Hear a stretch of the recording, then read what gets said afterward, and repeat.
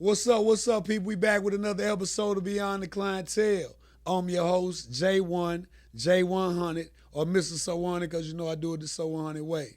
And today we got a special guest in the building, man. A good friend of mine, man. A real, true talent. Somebody that I've been knowing for some years. I've watched her evolve and grow into the woman she is over time. And it's just an honor to be able to sit down with her, man. I want y'all to welcome my girl, RaRaSupastar, in the building. Y'all heard that? Oh, okay then. Yeah. That's really what I heard. I I'll just had to tell make you. the sound of it. Yeah, you need a round of applause. Yeah, round of applause. Like Waka Flock, you heard me. Yeah, the Hey, real Jay. artist, man. The real artist. Ra, our first thing I want to say, man, thank you for blessing me with your presence. Yes, Sirski. It's greatly appreciated. Yeah. Long overdue.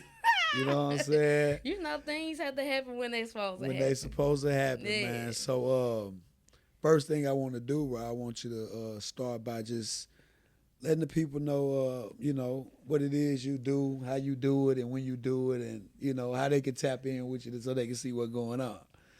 What does RaRa do? So RaRa does a lot, first of all. I think that Jill whole of all lot. trades is not enough. It's not the title for me. I'm just an upward achiever. So first of all, you can reach my handles. Facebook, RaRa Strong, and Instagram, RaRaSupastar. I think TikTok, RaRaSupastar. I think the majority is RaRaSupastar. If you can't find it, I know on Facebook it's RaRa Strong, and then you can go from there. Okay. But the things that I do, Yeah. I don't say it like I used to say it. I rap, I sing, I draw, I act, I paint. I really pretty much do everything. I'm an artist. You ain't even put dancing it up. Oh, and I juke. Yeah. You ain't And even I put dancing dance. in it. So it's just like being a whole artist overall. I've extended it to every letter. That's how I can just put it. I stretched it all the way out Yeah. as far as possible. Yeah, that's what A I real did. talent. Yeah. So give me a list of the things that you're, I should say, great at. I was gonna say good at, but just a short list. Besides what you just named, Okay. when you say draw, what do you mean? What's the extent of your drawing skills? The extent of my drawing is the same way that you can look at somebody's head and know if you got to cut it a certain way, because I know how to cut hair too. I just didn't tap in all the way. I can look at everything in the room just like now and draw it. I'm like a human camera. For real. Yeah, like that. So you literally can sit you can sit and do what they call it when you sit and just draw people like. It's called I can do portraits, and like if you go to the fair, you know how you get the man that draw you looking all weird. I can do caricaturism if I want to. Yeah. It's whatever I need to do. But Whatever. yeah. Can you paint too? You paint I and can stuff? paint. I Yeah. can sketch on glass. I can etch in wood. I can create you as a clay model. I can create a pot. I can create a bottle. I can do whatever. I literally learned all this while I was in college, though. Yeah. Yeah.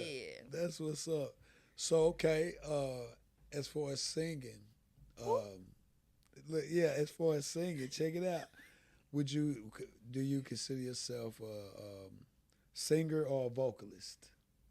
I ain't even got my grandma here no more, but she'll say that I'm a singer. And then in my mind, from doing karaoke so long, I learned that I can be a vocalist. Okay. Because I know how to mimic the sound that I hear. I have that ear. You know how some people just musically inclined? I'm one of those people. Okay, so you just pick it up. Do you play any instruments or anything? I can play all instruments. Okay. Well, the reason why I can play all instruments is because of being in the band from 7th through 12th grade. And it was just the interest of me picking them up. And well, I want to see if I can do this. Or let me see an instrument. And then once I learned it, it's kind of like the same thing as I played, because I played the clarinet. Okay. And it's, if you know math, then you can write music. If you can write music, then you know sound. It's just all go together. It just correlates together. That's what's up, man. Yeah. So what about the rap thing? The rapping Now, thing? now I'm gonna ask you this question: would you consider yourself a rapper or a lyricist? So, You know what I'm saying? a lyricist, okay? Okay. Because let me tell you about this one time, not in band camp, but this one time with little Larry, Gorilla Zoe was here in town, and we was it A game? We was at A game, and Gorilla Zoe was in town, and we was just all sitting back there in VIP. So they had started freestyling. So I looked around and I started freestyling, but I kept on freestyling. I ain't shut up. I think it was maybe because of my intoxication. I don't know, but Gorillas, I was just like, wow, and I was just like, in my mind, I just can't believe I just did all that, but I did it. So yeah, lyricist, rapper. I know how to write songs. I know how to tell stories. Yeah. So I think that's what kind of like shifts a lot of their artistry. Yeah. Can't really explain it. I'm with you. I just wanted to You was a rapper? You know, I was a lyricist. Lyricist? Yeah, okay. And see, I want TV was going to correct me. Yeah, I was a lyricist for real. In real life. For real. I used to do my thing. I just put that video up Welcome to My City. I ain't forget. People like, nigga, I'm like, yeah, I was a part of the tribe, right? That was our tribe. There was a wave, man. We was on a mission, boy. We were putting that work in. Yeah, we were putting that work in back then, for real.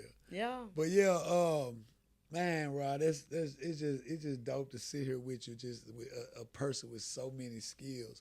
I consider myself, they got the jack of all trades, right? Master of none. They usually say, yeah, I'm a jack of all trades and I'm a master of some of them all. Some of me too. I'm a master of some of this shit. I'm a master. So I'm with you. Yeah. So right now, Rod, do you have anything that you're doing in your artist realm that you may be working on? Maybe some pictures you got, that you may be I actually do. Me and Jade, I know y'all know Jade. If you don't know Jade, my boy.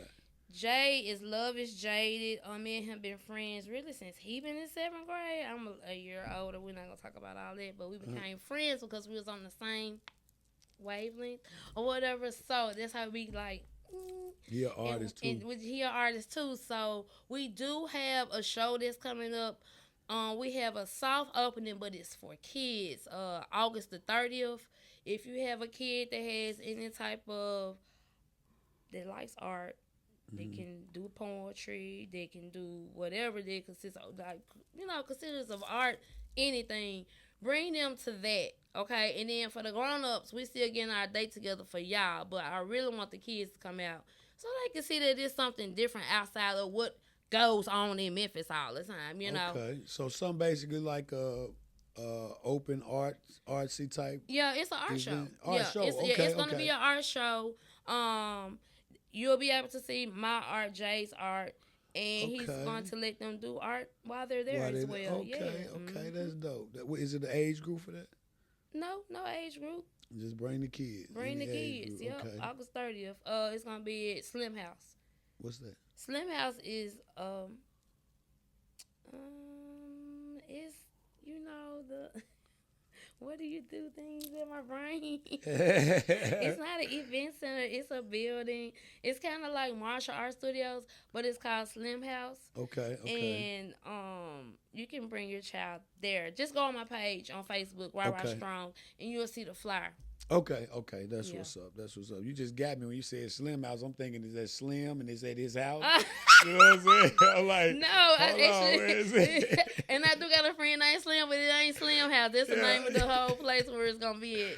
Yeah, you like, he said Slim House. Hold on. Where's Slim? That's Slim. Hold on. Yeah, that's what's up, man. That's dope. I think that's important for kids to have, especially artsy kids. Yeah. It's like they get to hone in on their craft and be amongst their peers and people that do the same thing. I think that's important. Yeah. You know what I'm saying? And then, didn't nobody do that when y'all were youngsters, I'm sure. No, my teachers just used to ask me to draw houses and draw the people in the classroom. And then when it's free time, I used to draw whatever. Yeah. I used to get in trouble for drawing on the desk. For real. Because I was doing my work early. So you just want to see a vision. I don't even know why I did that. I just did it. For real. Yes. That's tough. You was drawn to drawing. Drawn to drawing. it. Yeah. Yes, I was That's just what drawn. an artist is. It's like you can't help it. You Can't even help it. That's what's up, man. So y'all heard it, man. Make sure y'all, get your kids to that, especially if you have a real artsy child that likes to do things and dibble and dab in the art world. Well, Ra, this is Beyond the Clientele. Mm-hmm. And, this is where we like to get to know individuals beyond the arts, Boo. beyond the talents, beyond all the skills and everything that all the skills you may have and everything you may do. This is more about who you are and what made you you. You know what I'm saying? Yeah, no doubt. Yeah, take a woo side. Take a woo side. Yeah. We're going to start it out real simple, though. Okay. Let's start with just where you from, your upbringing, the basics of it.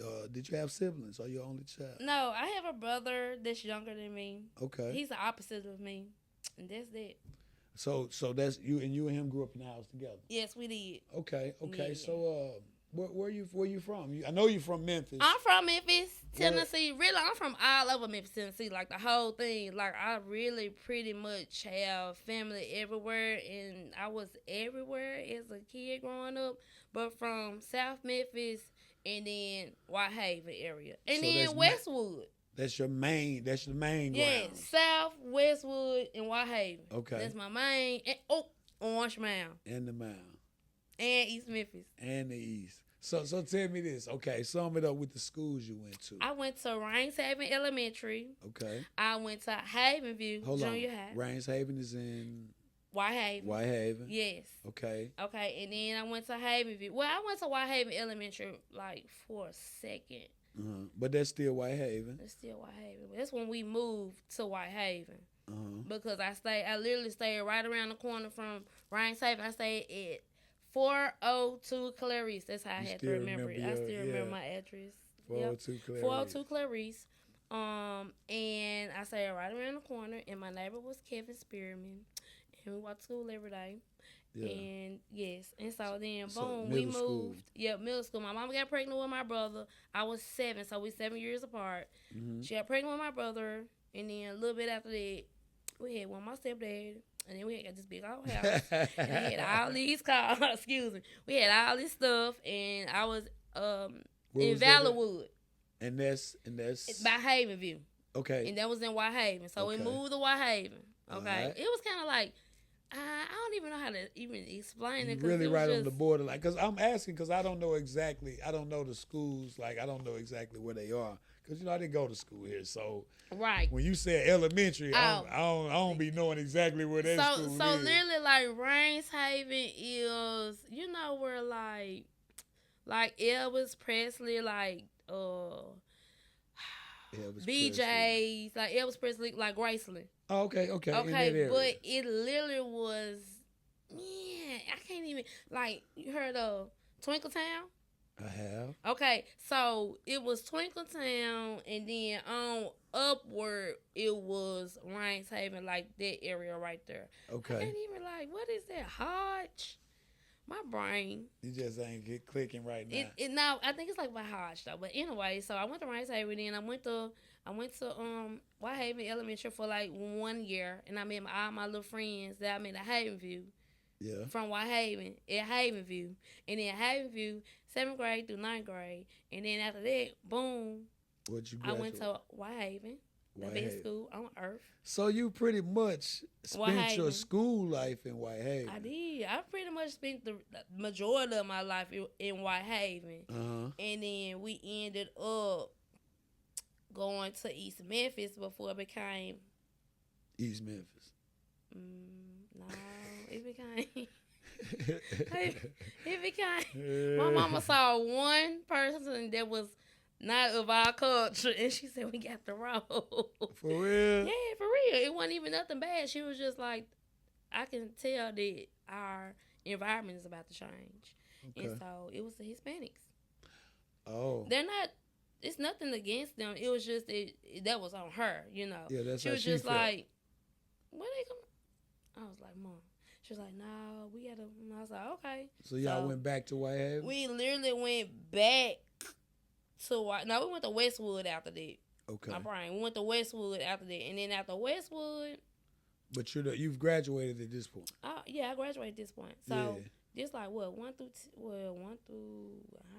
my beginning part of my life to like high school. So all in gonna clock like this and make a bubble, and that whole bubble was really Whitehaven. Yeah. But you still went to other family members' houses and all Everywhere over. else. So yeah, you had all that. What was it for? So that's the Strong family. The Strong family, the Pledge family. Okay. Yeah, the Petty family. P-E-T-T-Y? P-E-T-T-Y. That's my stepfather's name. They Petties. Well, you know, we from Illinois, but yeah, that's their name. That might be that's my stepdad's P-E-T-T-Y. name. P-E-T-T-Y, yes. That's me and my brother, we got two different dads. Right. I had my own dad, he had his own dad, but his dad was more... You said we got two different daddies. I had my own.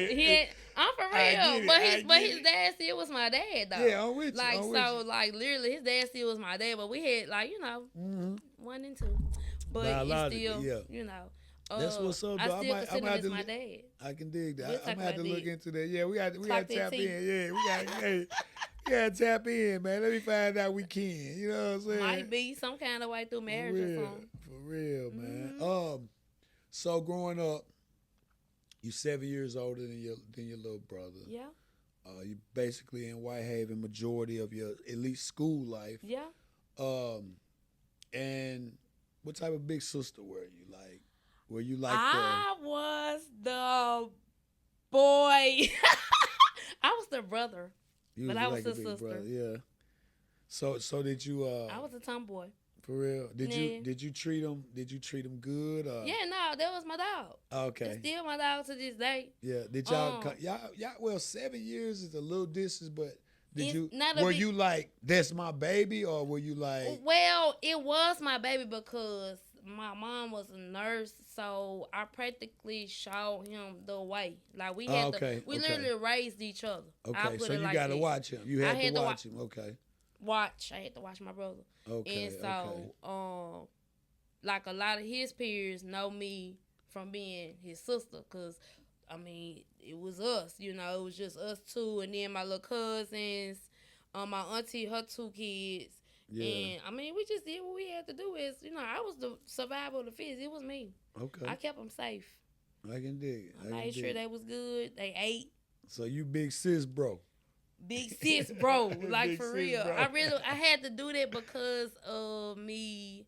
I think I was a little rough around the edges. I was a little girly. I was a little rough. And I had to tell him, hey, man, quit all that old. Yeah. You get on his ass. Yeah, quit all that shit, fool. Quit that weak ass. Yeah, quit all that shit, man. And then he just, as he got older, he started understanding. Like, for his prom, he ended up getting best dressed because of me, because I dressed him. You kept him fresh. Yep, I kept him fresh. I kept him up to date on everything. We had the J's. I got best dressed in high school, so I wasn't going to let my brother slack. Yeah. Yep. I can dig it. Okay, so when coming up, right, did you play any sports in high school? Well, sports was I tried everything, okay? I tried everything. I played softball for church. I tried out for basketball. Yeah, that didn't work out. Volleyball, snapped my wrist. I just was so little, so frail. I tried everything, but I really ended up being a band member. A band member, yeah. You liked it, that music. I liked that music. It was different, that music. Yeah, that music. It wasn't going nowhere. Yeah.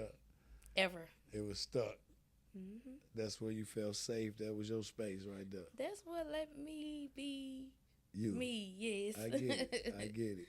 Yeah. That's what's up, man. So, growing up Whitehaven, you with your mom, and your stepfather, baby. Right. Majority of that time. Majority of the time, yeah. That's what's up. And your dad, he was? My dad was, I just actually lost my dad. That was July the 6th.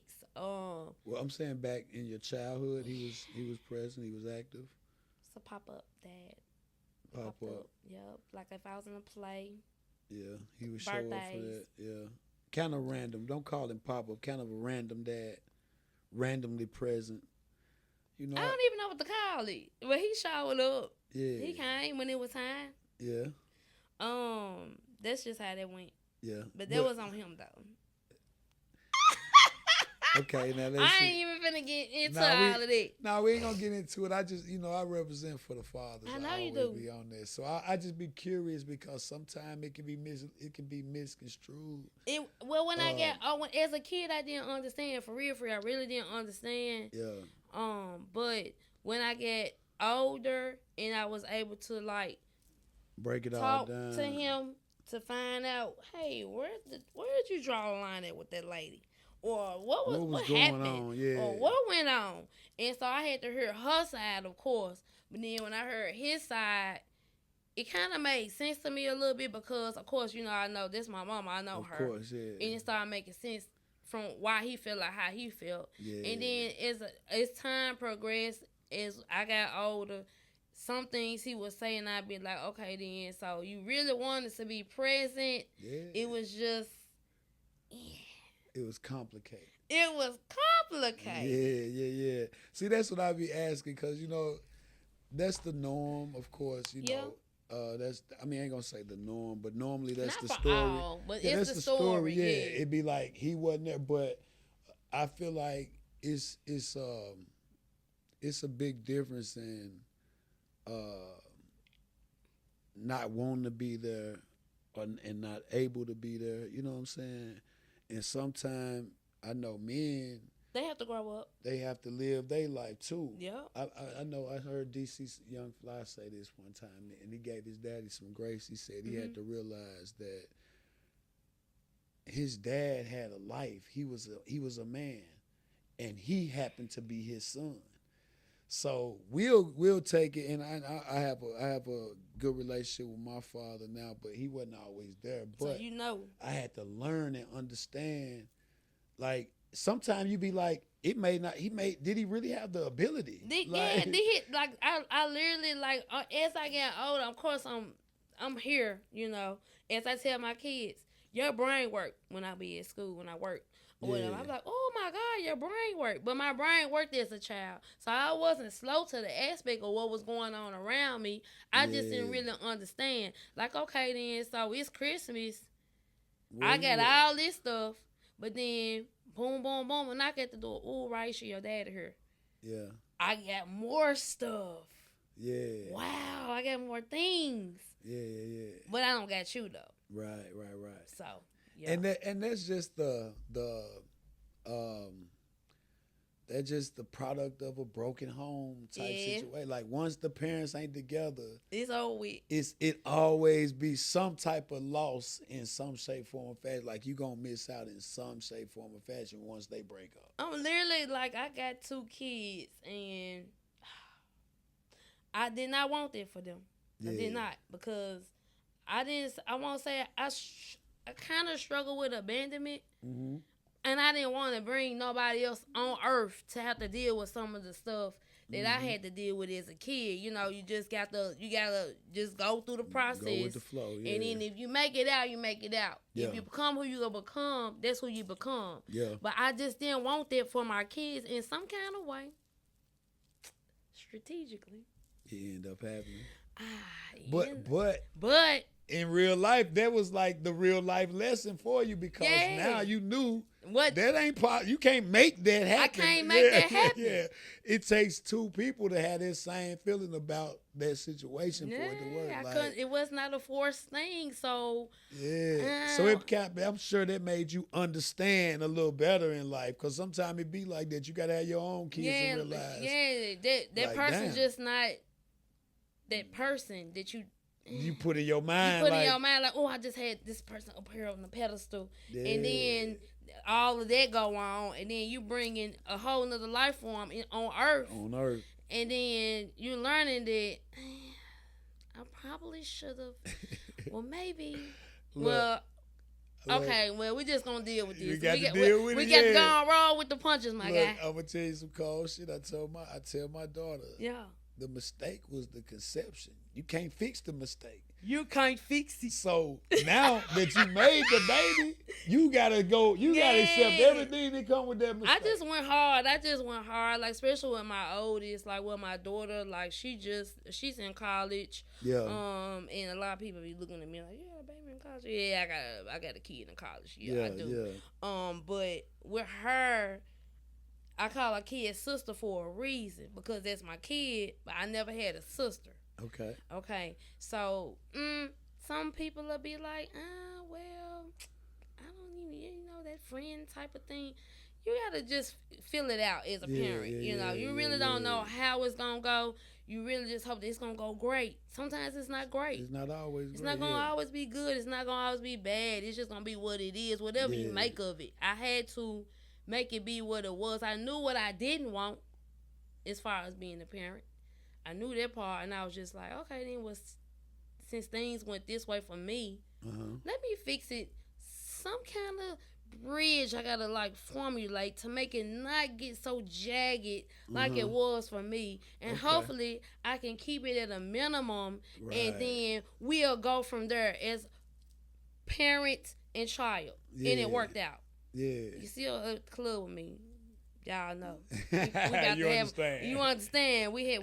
That's why I call her my kid sister. Literally. I heard that. Yeah. That's what's so. How old were you when you had your first one? 23. Okay, so you were grown. I was grown. It wasn't a mistake or anything like that. Yeah, so you didn't have like you wasn't a teenage like, mom. I was so crying and none of that. I was just this nigga got me. Exactly. Like I really like how y'all be saying this somebody trap y'all. Yeah, you think he got you? I'm on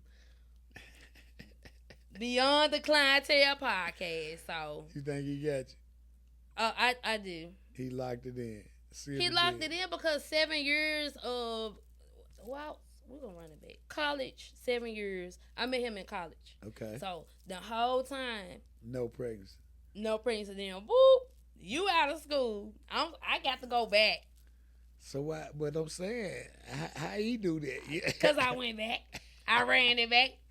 That fool ran it back. Hey, but I'm saying, how is that his fault? I should say it's nobody's fault. Oh, okay. I never said it was anybody's fault. No, I'm talking about no. You said he trapped you. So I'm well, saying, how did the strategy come about? Because the strategy came about as far as learning who Raisha was over 7 years, a period of time, real boss. You understand? Oh, so he like, let me go lock this shit on down. Let me go lock this one down. Okay. But then at the same time, it was just like,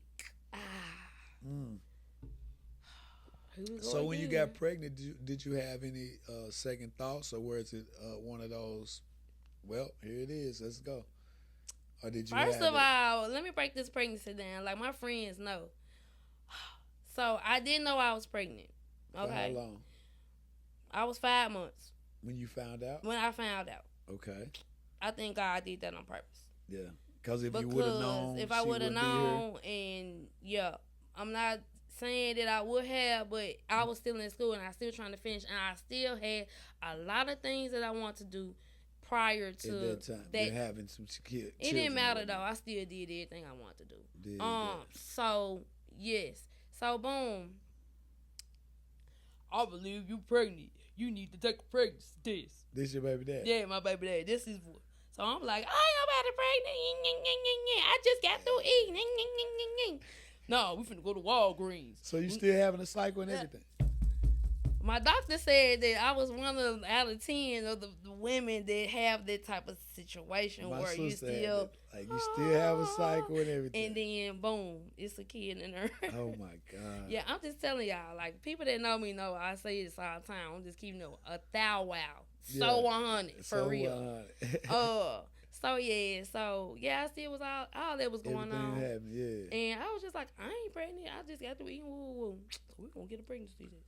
So we went to Walgreens, got a pregnancy test. He was right there, and I was like, I cannot do this like while you right here, because he was just being nosy. So that morning, I literally got up, whoop, pissed on the stick. And there it is. 2 lines. I was like this, look. So was it excitement or? It was just like, oh my freaking OMG. Like, we did it. Like what? Like what? Like all this time, I'm this about went to be a on. mama. I'm finna be your mama. Like God really said, yeah. Damn. Okay, so I was just like, all right, cool. That's what's All right, up. but see, I wanted a boy first, only because I had my brother, and I Okay. knew what to do. Okay. So God was like, nah, I'm finna shake shit Switch up. this shit around. Because you was a big sis bro. Big sis bro. So he So you shook were like, it. let me go and get a Yeah, bro you know real what I'm saying? quick. Like, he was like, nah, let me go and soften you up a little bit. Let me give you Okay. give you a little grace so you can calm back down and go back to revert back to who you was before all of this. Okay. So I had to soften up for that girl. That's what's up. Ponytails and dresses. I and love pink. it. I love it. I love that. It was crazy. So let's do this. Let's get into what I like to call impact by decade, right? Okay. And I know that's a big piece of it you just gave based off, in your 20s when you had your baby girl. Yeah. Let's start, man. Let's take it back.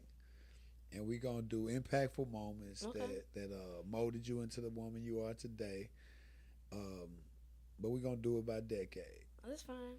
So we're going to start with Baby Ra, little big sis, bro. You know what I'm saying? Right, all this. And you coming from 1 to 10, you know that's a Adolescence. adolescent time, but it's an important part of your foundation. Yeah. You know what I'm saying? And it's a lot of thought goes into it later, but I think that people get it misconstrued. Like these babies it's like a record. You getting a recording. It is a recording. Like my family mad at me because I still remember stuff. Yeah. Nothing goes away. Yeah. Over here. So that right there, that little window, sometimes people don't have anything. But I want you to start 1 to 10, your first decade of life, share an impactful moment that molded you into the woman you are today. So 1 through 10. Okay. So in 1984, So in 1984, I saw Michael Jackson in all sequin with the white socks with the shoes at the Grammys moonwalk. Yes.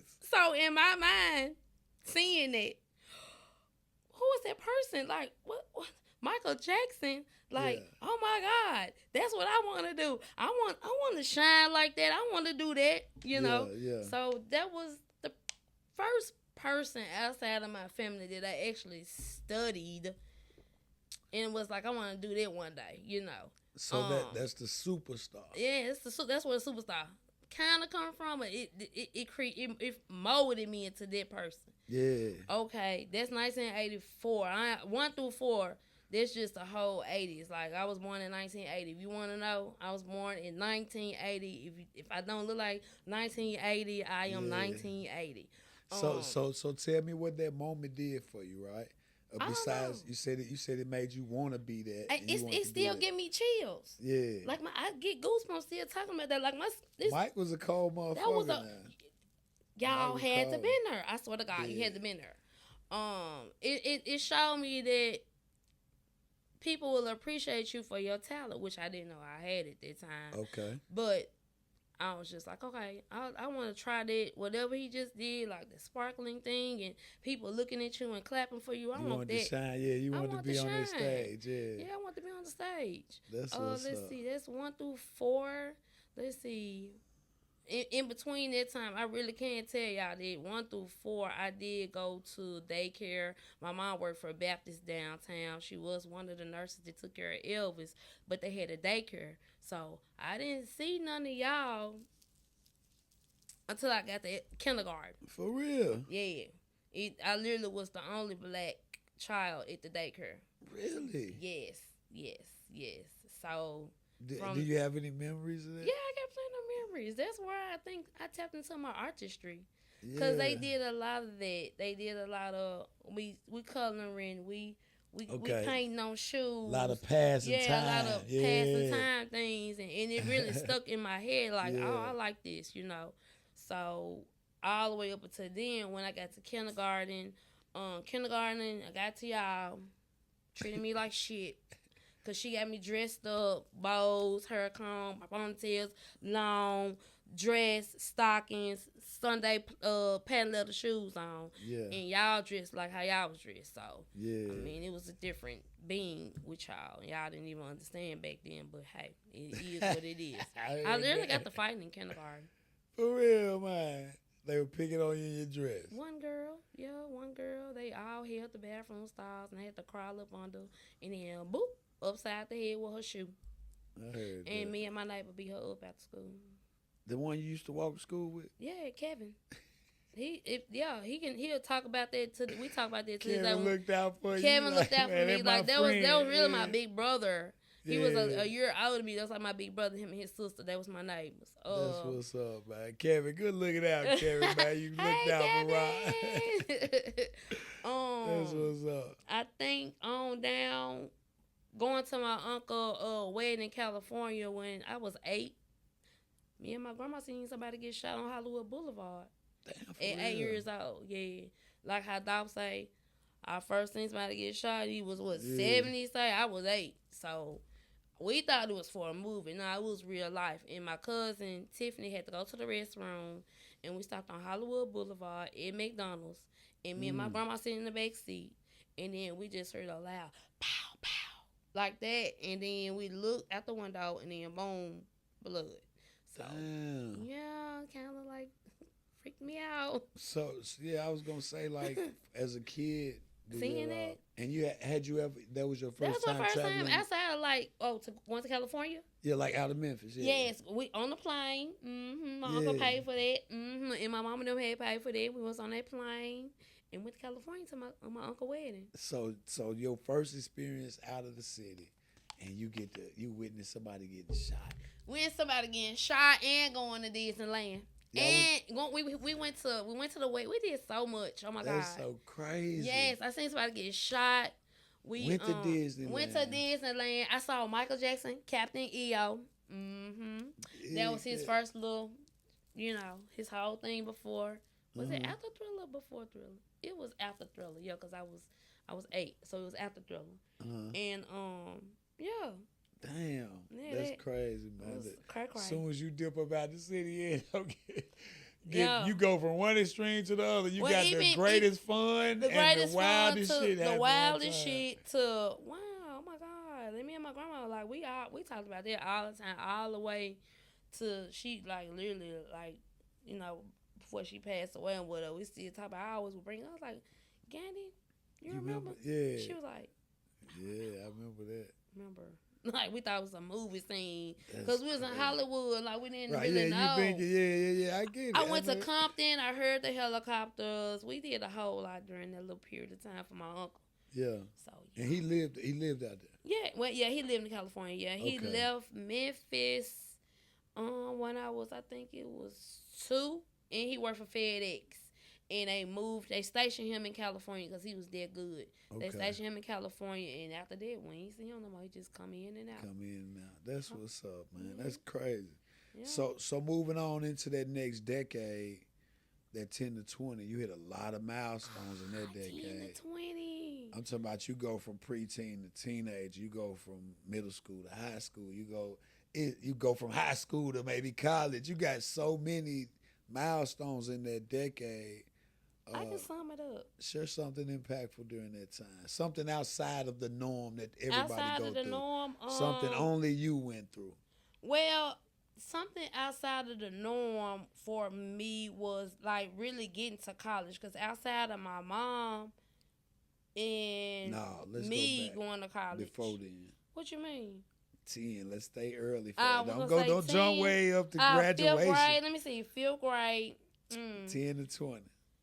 5th grade, I was in the 5th grade, and was I in the 5th or the 6th grade? I think it was either 5th or 6th grade, and so we at Rains Haven, and this boy came to school with my name all over his jeans, because he liked me. It was so crazy. He had them all, like in at spray school. paint or something? No, he wrote it out, like, all over his jeans. It was crazy. I still remember his name, but I'm not going to say it out loud on camera. You ain't going to give him no airtime? I'm not about to do that because I don't even know what that person is no more. You didn't like him? You didn't like him, though? We talked on the phone. That was it. We talked on the phone, saw each other at school, but other than that, like. So you wouldn't expect me to go to that extreme, huh? No, I did not. I didn't even know that somebody could like somebody that much. For real? Yeah, and then that's crazy because I do paint on jeans now. Hell nah. I paint on clothes now, so it was kind of weird, but that's what happened so to it me. wasn't you just didn't know how to receive it. You I like, didn't even know "Dang." what was happening at that time. Okay. I didn't. I just knew that You like this that nigga. person came to school with my name all over his jeans, and it was so embarrassing. And Yeah, everybody was yeah. talking about all that. Oh my God! And I was just like, oh my God, what? Like, what's happening right now? That's what's up. That's at 10. At 10. 10. I was at Rains Haven then, and so going from Rains Haven, sixth grade, we went to the White House, went to DC. Okay, that was a field trip that they used to do in the school. Yeah, my mom was so scared. She didn't want me to go because I was so little. So I was gonna get lost. Really? I was the big boss. Yeah, you wasn't gonna get lost. The whole class coming with you. Yeah, all us together like this. Like, no way. Say the whole class with you. Yeah, the whole class with me, and I'm with them. So no. That's what's up. Let me see. It's sixth grade. Let me see.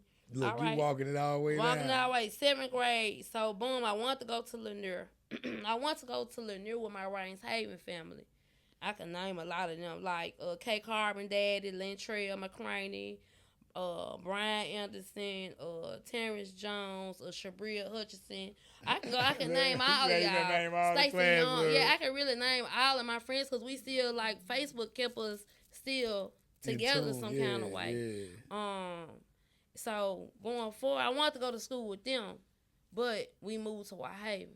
So I ended up going to Havenview. So I'm the new girl, kind of, sort of. Mm-hmm. I'm the new girl. But I realized I seen some of my friends that I met in third grade at White Haven Elementary. Okay. So I was like, okay. Maybe I can kick it with them. Maybe I could be cool with them. So 7, 8, 9. That's at Havenview. So at Havenview, I was the reason that we had ended up getting a new cafeteria. We ended up eating Subway and Pizza Hut and drinking Sprite and Hawaiian Punch because I picked it out for us. I had to talk to the Board of Education about the food. Really? Yeah, it was terrible. So you represented the school. Yeah, Cynthia Gentry let me speak to the board, the members of the Board of Education for the food services. And I ended up speaking for that part. And I also didn't like to go outside in the rain for band in the portable. Using the restroom. I was not to use the bathroom. The portable was the classroom. It's like a trailer. Oh, so we had band in the portable, and I told my mama I don't like that. So my mama went and spoke to, did what she did, and Miss Gentry asked me, and I talked to her like I'm talking to you right now. And I ended up getting us a whole new hallway built for the choir room, for the band room, and extra classrooms. Okay. I did, yeah. You represent the school. I am somebody. Okay, then I heard that. So I did that. So were you like the class president, or you were just the spokesperson for the class? I just did a lot of talking. Okay. I did a lot of talking. And it's like if anybody can get it told, you can get it told. Yeah, like, let them say folks know. What happened? Okay, then I'm gonna ask such and such and see if I can. You was making differences and making changes. Really, way back in real life, I actually did that. Dig that. It was crazy that it even happened for real. I couldn't believe it. So the people ain't really doing their job in the food service portion. It was terrible. Even though I still took my lunch, I just saw how I had to share my lunch sometimes with my friends. Dang. And I also used to be like, well, if you don't like it, bring your own food. Yeah. Because I love food. I might be tiny, but I love food. But you doing that, you just saying like this ain't fair. This not, what is this? Not fair. We don't want to eat this. What's this? So they upgraded everything because it literally was still, like an older school. They kept all the rest of it, but we ended up where the gym is in that whole long area right there where we was at. Which one? When we did the squad, when you met Sebastian, that area. Oh, okay, yeah. That whole highway right there, that was because of me. Ain't that something? Yeah. That's what's up. That's what's up. Yeah. I bet that was powerful for you to be able to do It something was, like that. but I don't even think a lot of my friends, my friends, they're still my friends, is they knew what I had going on. But a lot of my classmates, they ain't know. They ain't really know. No, they didn't know. And they probably didn't want to credit you for the change anyway. They probably like, hell. yeah, they like the Little school mom- did The that. school She ain't did. do She didn't do that she shit. ain't do Now I that, get on the stage for y'all on the old stage in the cafeteria, and I got on stage at the podium just like I'm speaking on this mic right now. I spoke my mind, and it happened. Yeah. Miss Gentry probably did the rest of it, but I said what I had to say. Yeah. So that was what, junior high? So you was the voice for the people, for the class. Oh yeah. my God. And then when I got to White Haven, Now it's up. they trying to see if I'm supposed to be over there because I was so tiny. Okay. Am I in the right grade? All types of shit. I was a freshest motherfucker at that hoe though. Jay, fuck you talking about? Say your phrase. Saying fresh, do you hear me? Fresh and good grades. Couldn't top that. For real? Yeah, I did that. I mean, like now, like how y'all, what's going on now with the kids as far as like the designer that they're wearing. Okay. All I wanted to wear was Ralph Lauren. Okay. Polo. That's it. So they call me Lil Polo. So you polo down. Polo down to the socks. Yeah. You hear me? Every Jordan, all that, Air Max, all that. Like, a lot of us was really prestige at this school. Me and my friend, Crossy Franklin, got best dressed 12th grade. Yeah. But throughout that whole timeline, from 10, 11, and 12, I still got it in the way. In the newspaper, all that. So, I don't mean to brag, but Rosalind did her thing. If I made good grades, I ain't get paid. But I was able to go to the mall and pick out what I wanted. Yeah. So it sounds like getting paid a little bit still. Yeah, it sound like it. Yeah.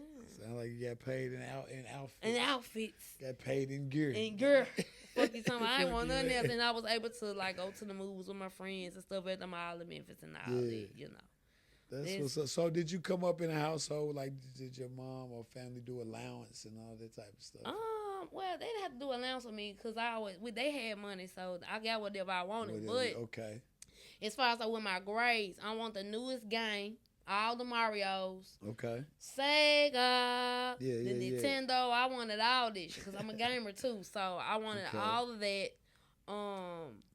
That's what I chose. And just like my auntie and my grandma, they really like my auntie kept me with the jewelry and all that. Yeah. And my mama kept me in the gear. My grandma kept me, level headed as far as like stay out of trouble. Yeah. Don't do that. Don't do this. No. So did you have a lot of cousins during that? Like, do you have a lot of cousins in your family? I was the big cousin. Oh, you the oldest too? So I was on my mom's side. I was the oldest. Okay. So it was me, then my brother. Then it was my cousin, Dr. Demetrius. Okay. And then it was my cousin.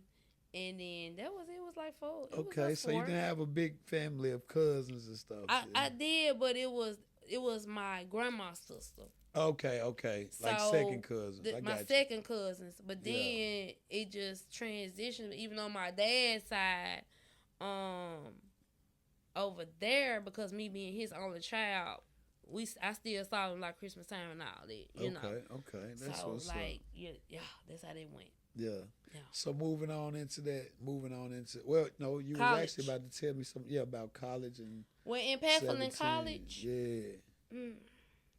Or you was about to tell me something, and I said let's jump back to 10. You was about to tell me something.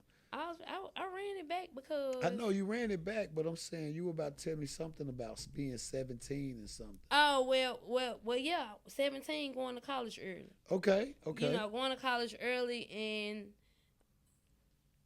I'm not looking grown enough. I still look the same. My friends will say I still look the same way. Yeah. Right now. Yeah, right now. Like literally, I probably got just from a little bit of age. A little bit of age. Just a sprink.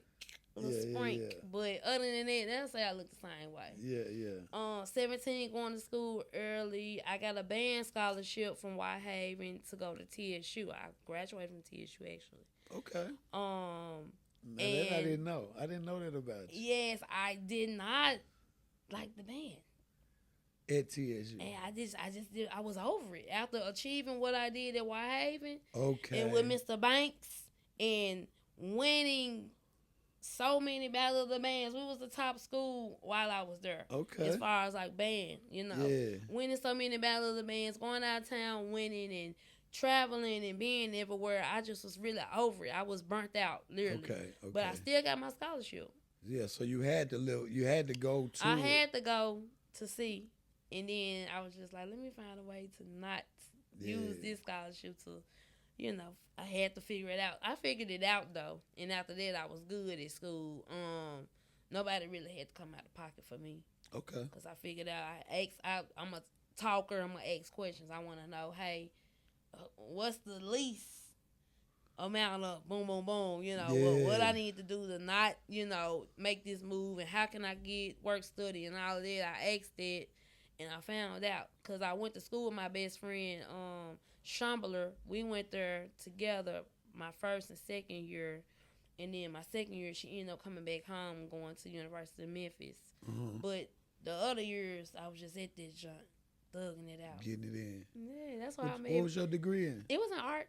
You know, I should have known. Duh. Silly me. But I started out in education, and I really wasn't feeling it back then because my mentality wasn't there as far as like wanting to teach somebody else. Because I had already been a teacher as a kid. Mm-hmm. Well, I had to cut it off. You know, I wanted to be free. You know. My mind had already did all that, raising my brother. You didn't want to be responsible for I didn't want to be responsible no more because I already was a responsible kid. Yeah, I didn't want to do it no more. And I was just like, well, let me figure it out. And then, boop, I forgot. I can draw everybody here. Yeah. And I used to always still would draw when people found out. And art was it. Yeah. So I went from art to art. And I just stayed at art. Like, I literally, art was my thing. I stayed at it because I really didn't know how big art was until I got into taking my classes and stuff like that and really, really learning. I knew about it, but I didn't know about it. Yeah, the history of it all. Like, I knew about Picasso. I knew about certain, like, artists and stuff like that, but I really didn't know. Okay. And once I had certain teachers that stayed on me, Paul Zeppelin, Samuel Dunson, you got a great memory. These were the people that impacted my life. Even my dean of the art department, they stayed on me. You know, because they saw your talent. I didn't even know. Yeah, like my teacher, my Samuel Dunson, he bought 4 of my art pieces from me while in class. Really? I didn't know. And once I found that out, I said, okay then. So if I can sell this for this amount, then this one I'm going to stick to. Okay. I don't got to worry about a job. You put your price on. Yeah, I put my price on it, and then he was like, how much? Strong. I want to know how much are these 4 pieces because my wife is a dentist, and she needs some art. And I was like, what? I was confused. Yeah. But then I was just like, okay. And I thought about it, and I gave him the number. He carried that bread. He wrote the check out. I heard that. Wow, I got a check. So now you see that there's value in your art. One. So I sold the art to my teacher, and I just like, wow, okay. So boom, I can do this instead of all the other things that I had going on while I was in college. But that's neither here nor there because that was during college time. Okay. Yeah. So okay. I had a blast, and also an impactful time. I lost 3 friends while I was at TSU. They got murdered. Actually. Damn. Yeah. Classmates. Like they go to school too? Yeah. One of them went to Fisk, and 2 went to TSU with me. Okay. Marcus Anderson, he was from Raleigh area. He went to Raleigh. He graduated from Raleigh, Egypt. That was like literally the first person outside of my best friend that I met at TSU. We was walking, and I love it. I still was in love with Ralph Lauren. So Boom, I see this person with this like orange bucket hat with the green horse. Like I'll never forget his outfit because I was just like, wow, that's something I would wear. Yeah, he was fresh as hell. Like this our first day walking on campus, so I'm peeping out everything. I'm just trying to get to my class. Boom. We ended up when people started breaking off. We ended up going in the same direction. Boom, we in the same class. Yeah. So I done made a friend. Yeah. So Marcus was my friend, and then it was just so crazy that throughout that whole period of time, my daughter's father, they were related. So that's how all us kind of like we was like the Memphis clique. Okay. We did a lot. Okay, we threw parties. Yeah. We had coochie parties, jersey parties, swim parties. Same thing I do here sometimes, Yeah, and I was already in the party business up there, well, in Nashville with them, and then it just it kind of transitioned on down here to Memphis when I graduated. But anyway, that's neither here nor there. But I lost 3 friends. It was him, and it was one of our other friends, and then his girlfriend, and they got murdered. It was literally on what's the show, the crime shows that they be showing. It was on there. They got murdered in Nashville. Yes, they did. Like shot, murdered, killed. Pow pow. Were they? What was the story behind it? The story. A little bit of it. I ain't gonna give all of it, but a little bit behind it was of another person that was jealous. Of all 3 of them. Well, now of one. Oh, the girl boyfriend. The boy, thing. yeah, Marcus. So the whole time before I even thought about being a rapper back then, that was something that he wanted to do. Okay. And so we just was playing around with it. You got friends that do music, you got friends that want to try. Kind of dip and dab. So we was like really bullshit, but we had some shit. He had some shit. I just wasn't into it yet. I wasn't like, I was just still trying to figure it out. Like, if this is something I want to do. Yeah. But that was something he wanted to do. And I had talked to him all day before his demise. And like that morning, my cousin called me and gave me the news. And I was here in Memphis, and my whole mind was just all over the place. And I was just thinking, like, dang, if I was there in Nashville for the summer, it might have happened. Woo. Killed out it just killed out 3. It was just so crazy. It literally was on the news and everything. The guy that did it, of course, he's still in jail, but they caught him. Yeah, okay. they caught him because it was sloppy. Yeah. But it was crazy, and there was just one. There was a stain, a real big stain on my brain to where it'll never go away because I just still like wondering like why. Like that's my question, but you can't. They tell you not to question why. So tell me this: was that your first experience with losing someone close to you? As a friend, yeah. Yeah, it was big. What about family members? Had you lost any family up to that point? Well, maybe elders. Elders, like, yeah, but not like nobody that. Young. Okay, not nobody young. Well, before then, yes, but that was friends. But it I get it. I can't even explain. It was just crazy. I get it. How deep your friendship was. Yeah, it was like I say. I say it again. It was deeper than rap. It was deeper than rap. Like, whoa, like what? Like this really happened. It took a toll on me. I didn't even want to go back to school. I had one more semester to finish. I had Ray, and I didn't want to go back. And my mama, well, I'll just tell y'all what happened. Rayana walked out the door. She was a toddler. She walked out, and I was just wondering where she was going, but the door had closed, shut behind her, and we was in there in my mom's room, and at that time she was fussing with me, and she was just like, "Hey, you need to come on back down to earth, like you need to go." Marcus will want you to finish. You got one more semester, right? You should go on and finish. And back to Ray walking out the door. Ray walked out the door, and wasn't no wind, it wasn't nothing, and the door had shut real hard.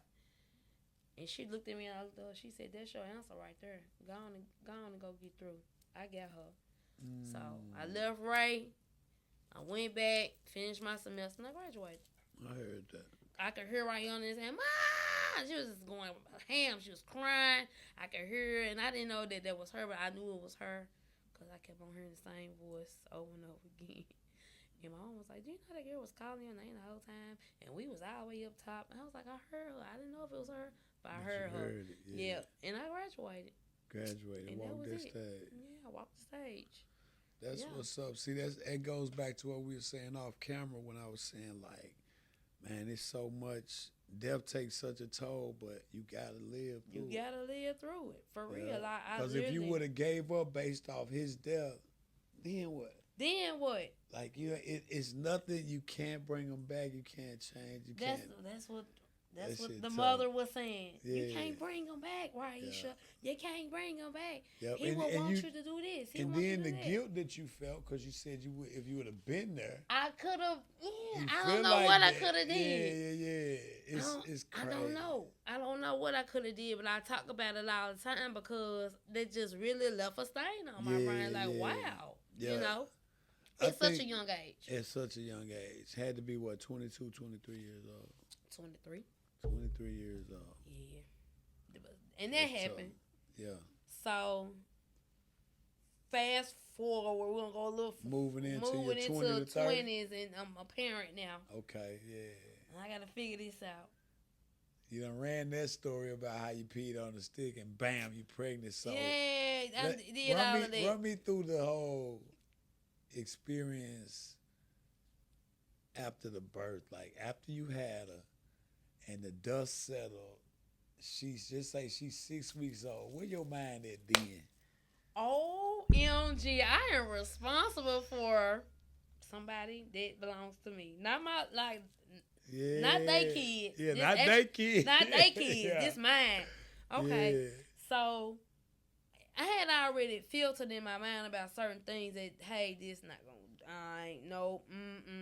Okay. I started boom, boom, boom. You know, like, if I had a whole screen right here and the words right here and I just separate everything, I started filtering stuff out early before she even came about, you know.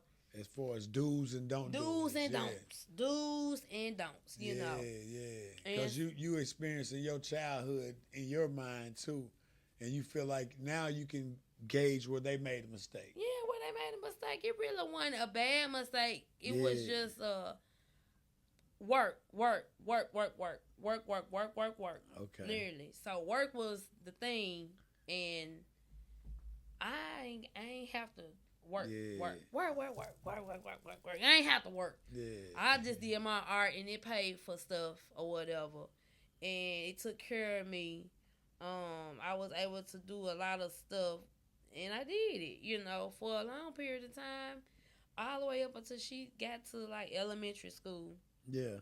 Ain't no waiting after school and going to aftercare or sitting outside all night to somebody to come pick you up. They done forgot about you. I ain't want none of that type of shit. Yeah, none of that. So I was able to do it how I wanted to do it. Yeah. Even though the same parenting thing didn't go how I wanted it to go. Well, I thought in my mind, I thought it was going to go better.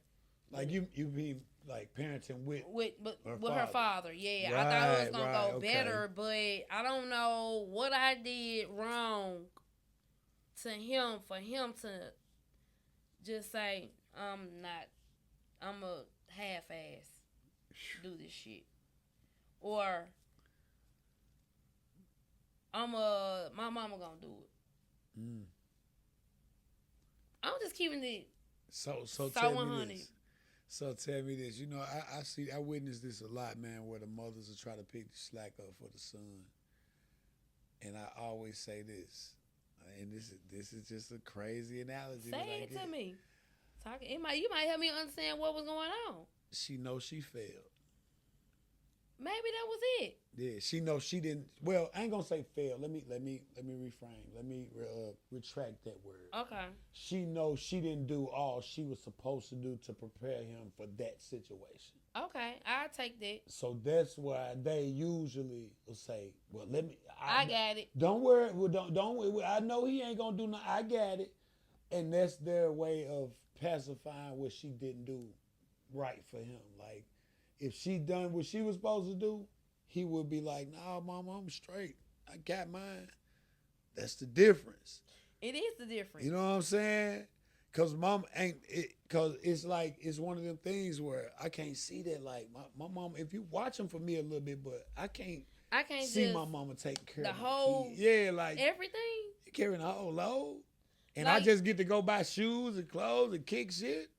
Nah, I just didn't I'ma feel understand it. guilty, Yeah, I just didn't understand that part. Like, I love his mama like forever. Like, this my girl. Like, we gonna. And don't get me be wrong, like now grandma big, now grandma playing her role too now, cause it is still a role. Yeah, Still to this day with her being her big grown, Rayana being her big grown self, and yeah, her, grandma means well. Yeah. But I feel like whenever grandma ain't holding, and I'm saying grandma just is using the term. Yeah. When she's not holding them accountable, yeah. she know where she made a mistake.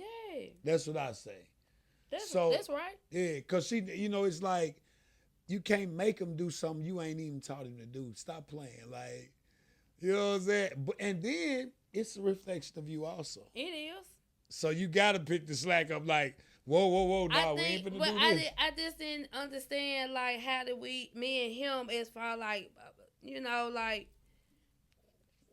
what went wrong as to where you just decided on not doing it, not handling your business. I'm just not finna deal with her or her. Two of them. Damn, that's tough. Double. And every time he see her, he see me. Cause y'all look alike. Yeah, but every time I see her, I see him. Yeah. So it's like a chameleon. But now, so let me ask you this question, and this is a serious question statistically. Okay. Do you feel like sometimes it may be the fact that you pictured and processed it one way? Yes.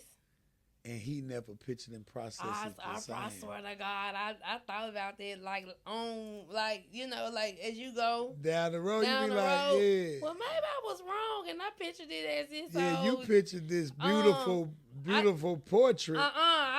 Beautiful portrait. Maybe what's my movie? I got so many. One of the lovely movies or something. Maybe Love Jones. Yeah, you done pictured the Love Jones. Clueless. Yeah. I could go through all the 90s. You remember, maybe I had that my mentality. I still watch those movies to this day, but maybe I had watched those movies into thinking that that's the vision. Oh, this might be the future for me or whatever. Right. Literally, like for real. And I just got so caught up into that as to where it just went left. Yeah.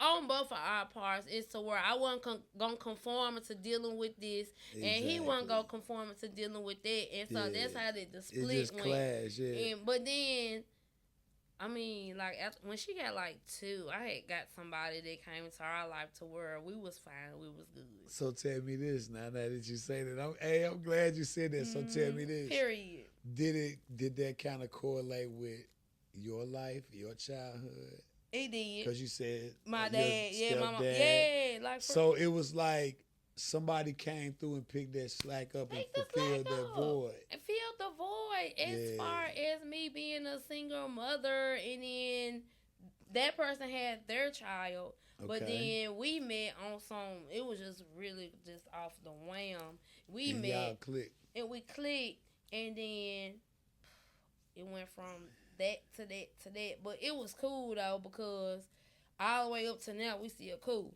Okay. Even after all of that went on.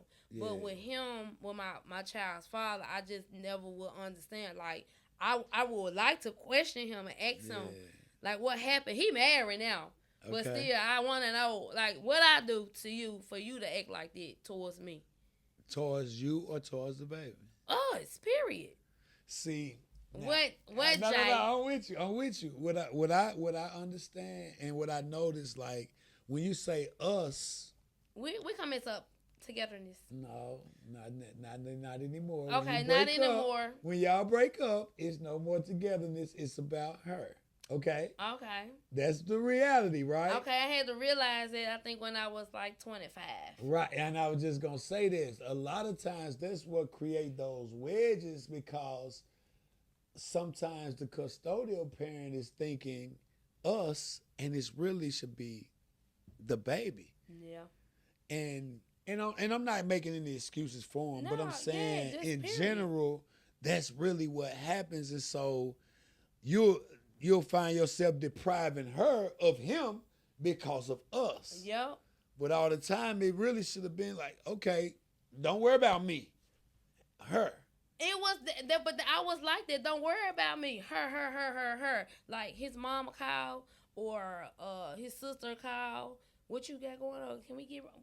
Hey, yeah, come.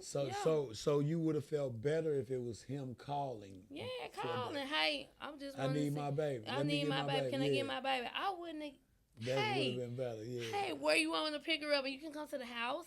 Yeah. Or he did do that in the beginning stages, but then as time progressed, it just dwindled on down. So like did you give him a hard time? Is it a the hard time was you could be a hoe without me. So once you mean it, okay. So the hard time is over with. Yeah, it's over. Like I can't. That's fine. Continue to do that. I can't continue to do that. We could co-parent. Okay. I'm cool with you, my guy.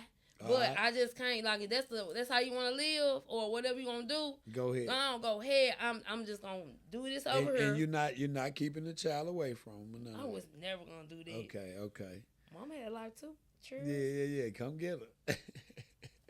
And it wasn't even that. It was just. No, I'm with you. You know, I had did so much over a period of time. Like I just was wondering, like. I just like to pick a mother's brain in that sense because see, I come from a mother who, my mom, man, she ain't never say nothing negative, and she never asked for nothing. She just can't. I almost didn't notice I didn't have a father in that sense, besides his absence. Like Right. It was, and then I could say this: my mom and my father was never, I guess, in love. Like they just was two young people that had and messed around and got pregnant. And that was it. Yeah, they never really had no real deal. Like a thing. whole, like a thing, like a relationship. Yeah. Like, that's why I said 7 years. Yeah, y'all had we had love. Y'all had a little love deeper. or whatever it was, whatever you want to call it. That's what went on. It was a little deeper. So I remember my mom telling me about, she was at the hospital after she had me. Mm-hmm. And my dad came to the hospital. Now, they 18 and 17. She's 18, he's 17. And he came to the hospital and said, he came to the hospital to see her or whatever. And she was like, they were like, you can't go back there. And instead of him being like, I'm the daddy. Yeah, he just left. He left, right? And the guy that was trying to date her during her pregnancy showed up there. And went back there. And they told him, you can't be there. He was like, I'm the daddy. And they let him come back there. And he wasn't even the daddy. So she kind of held that against my pops in a way. But I always go back and I just think about, like, it goes back to expectations, though. It goes back to you thinking he should think like that. But is he capable of thinking like that? I mean, I get that because the same story for your mom and your dad, it was for me, more my mom and my dad, I go back to them. He didn't even come. He didn't try. My uncle called. Yeah. God rest his soul, my dog. He used to call me rap before the rapping. Okay. This your dad's brother? Then my dad brother. He used to call me came rap. Through he came to see me. He was like, as a baby. Yeah. Yup, that's him. You know, and then so I as an adult now, with him passing and me seeing pictures, like my auntie, she would just randomly send me pictures of them or whatever like that. I was like, wow, that's my whole face right there. That's me. Your uncle. Like not my dad. Okay. Yeah. My uncle is passed. My uncle Carl has passed away, but he was the one that came to see me, and me and him was like this. And it was me and him. We had a bond, but me and my dad still was like it was just clash of tights for whatever reason, because I really didn't understand him.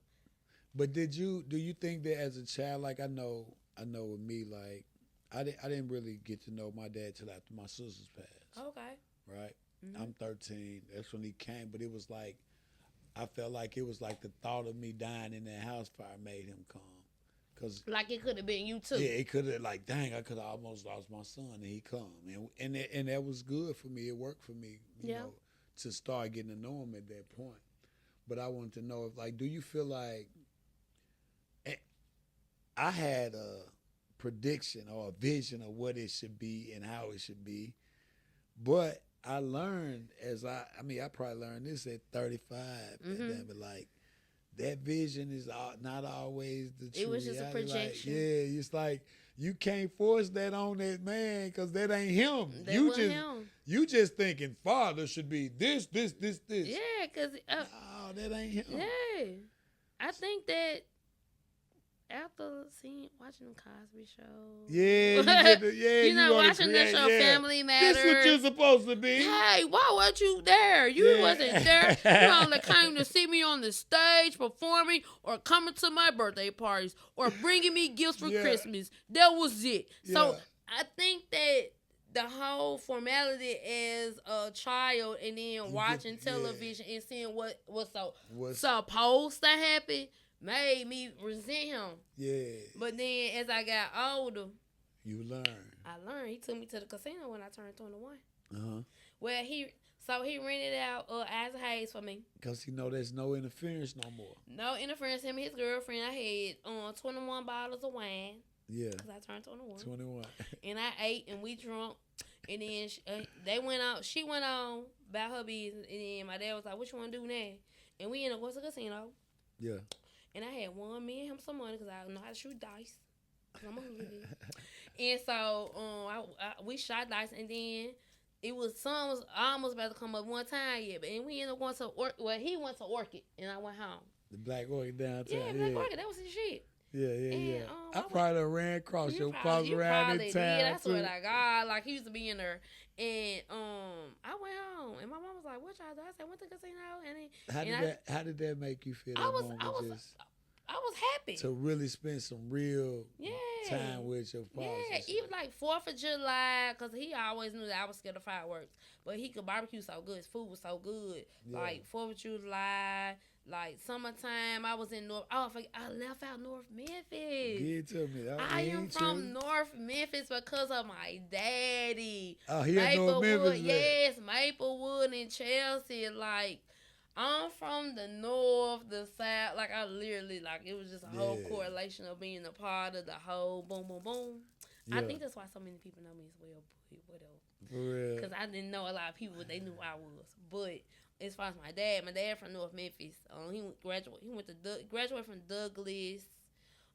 He was a Kappa. He went to TSU. Graduated. Okay. Political science was his major. He was that guy or whatever. Like I said earlier, I lost him July 6th, and like we talking about right now, as far as parenting, he did like you said. What he could. What he did what he was supposed to do and what he could do. Yeah. And my expectations as a kid was high off what you think it what should I was be, thinking. Because it sounds like to me, just hearing you say, like, he was there for those moments. Yeah. But he wasn't there for every moment. He wasn't there for every moment. My mama wasn't even there for every moment. Yeah, and you know what? You took the words out of my mouth, because I was going to say that. I'd be like, sometimes we be so clouded about our expectations of the outside parent, we let the inside parent get by. I'm not going to let that lady get by at all. We have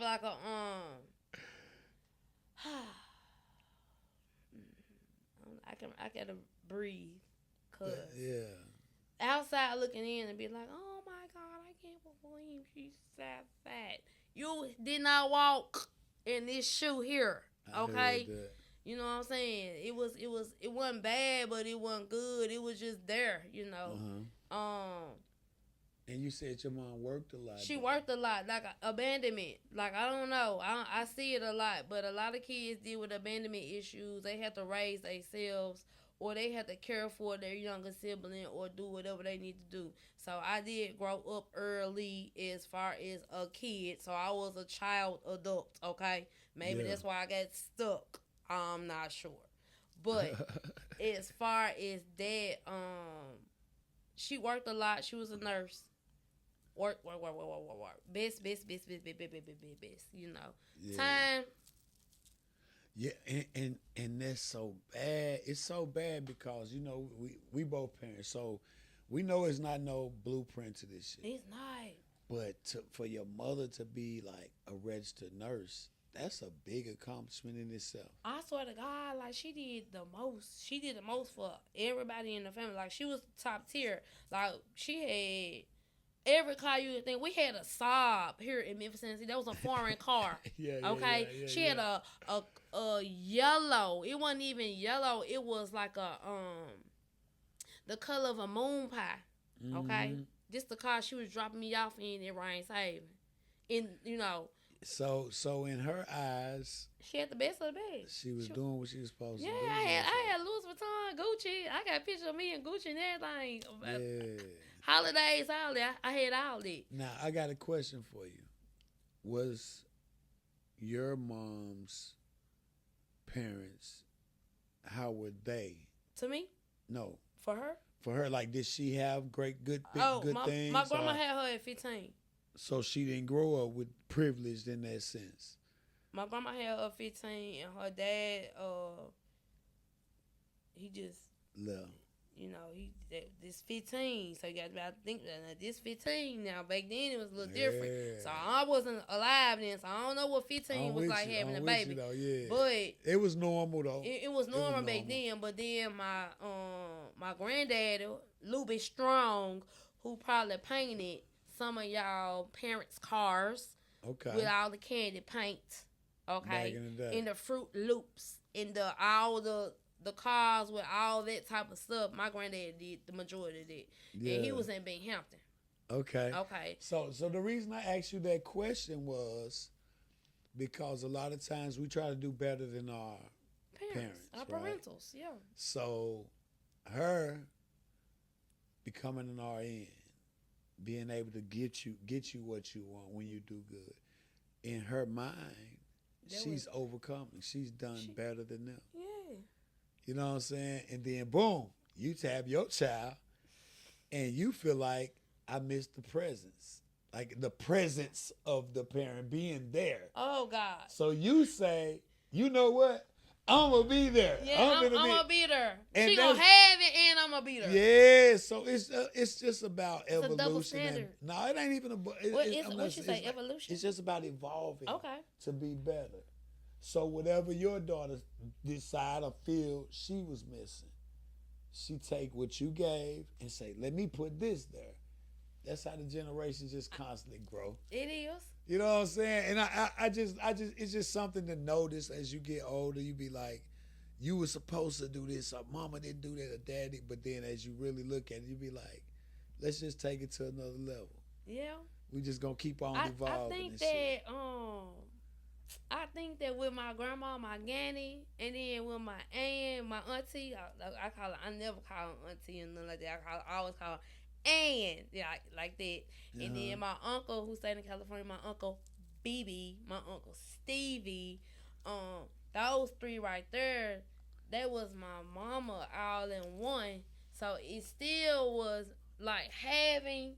Okay, so as far as being there for you. Yeah, being there for me. Okay. Even though I knew what she had going on, they still did whatever she wasn't able to give me. I was able to take I was just like a melting pot, you know. Yeah. Like my uncle. The village, you had your village. I had my village. Like a lot of kids don't have a village. I had my village. My uncle was the one that pushed the music issue for me. Mm-hmm. And okay, I'm glad you said that because this is in your 20s, right? Yeah, my 20s, yeah. Okay, so we still in them 20s. We still so in let's them let's 20s. merge in. Let's segue right into it since you brought that up. Okay, then. So, boom, I graduated from college. I'm an artist at school, but then I'm not an artist at home because I really didn't want to come back here. I wanted to go all the way to New York City. Okay. But my mom kept telling me I was too little for that. She kept making me feel like I was this big.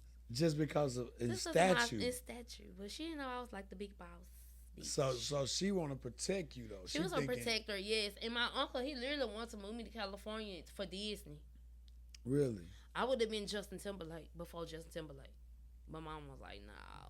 She too little. No, she ain't too little. No, that's not for her. No. Because she couldn't see it. Yeah. She was at work. She ain't They paying seen attention. me.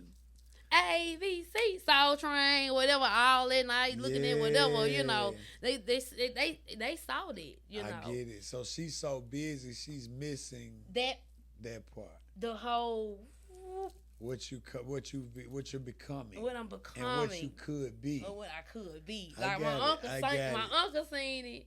My auntie, she the one who gotta see it to agree with it. Yeah, she don't even like see it. nah. So tell me this? Did you ever did you hold that back in front of your mom? No.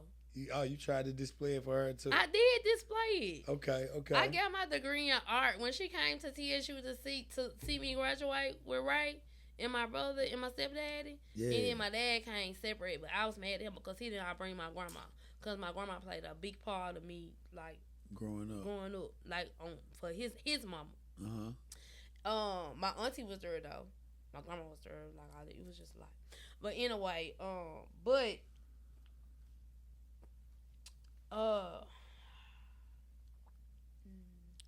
you was gonna say that like them being that.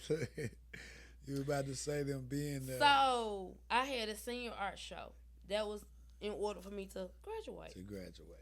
So I drew out, sketched all of my favorite artists. So like how this wall is right here with all of this, I had like 3 rows of artists that I drew. Okay. And then I had a self-portrait and I had 2 regular paintings. So my peers were upset because I had the big wall, another big wall, and a small wall, and they only had like a couple of pieces up. I had the most pieces. Anyway, just because of my talent and the dean, he just loved me strong. Yeah. So boom. So I done graduated, whatever. I was like, yeah, come on, y'all got to see my work. Woo. So mom was like, we came all the way here and you got your degree in art. Oh my God, like what the hell? Like I graduated from college, girl. Like you up here thinking about the degree. So that's how she did me. Okay.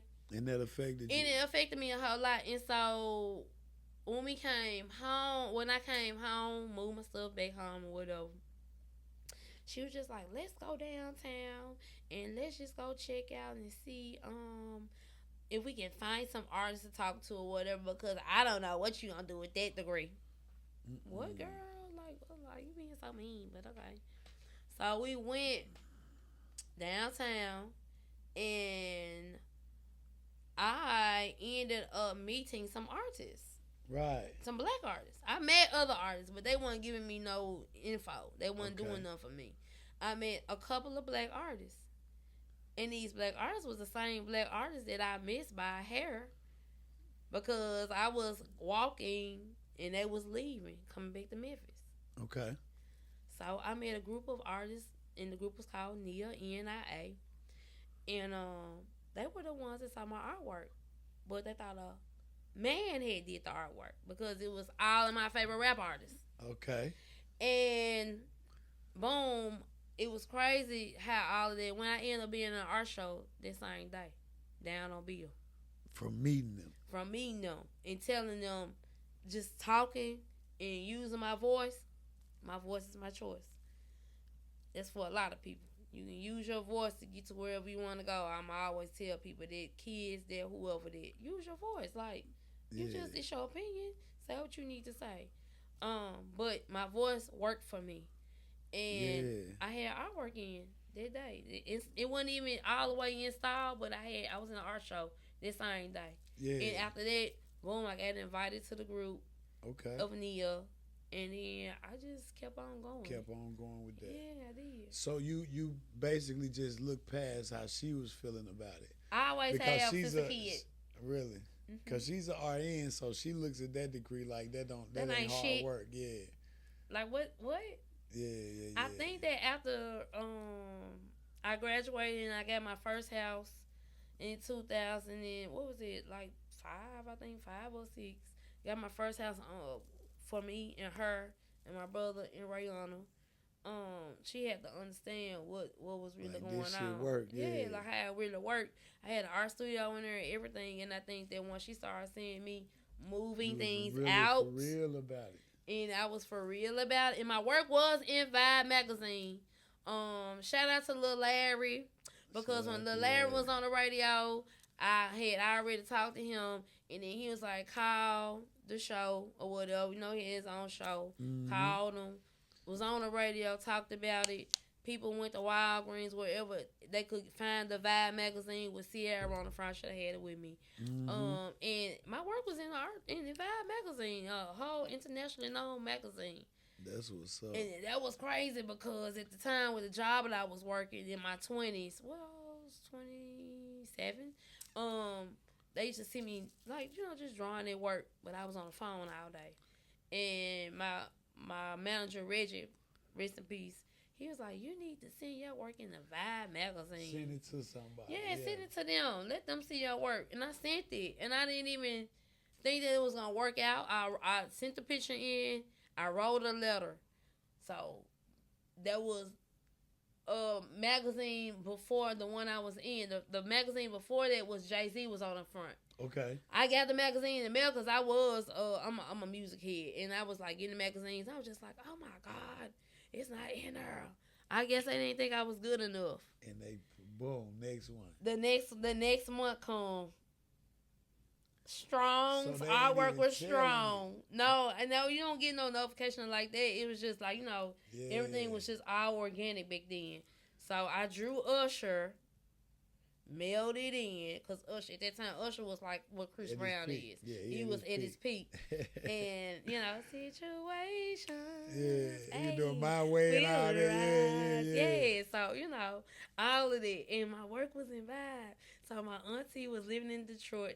She done went and bought all them junks for the family. Yeah. My grandma was working at Walgreens. She done bought all them. Yeah, let me get them. They buying them junks up, and I had to autograph them junks. And my friends bought my autograph some of my friends' books. It was really so surreal for me. That's what's up. I later made a song about it. So tell me this: your mom at that point, did she show any compassion, any appreciation for that level of it?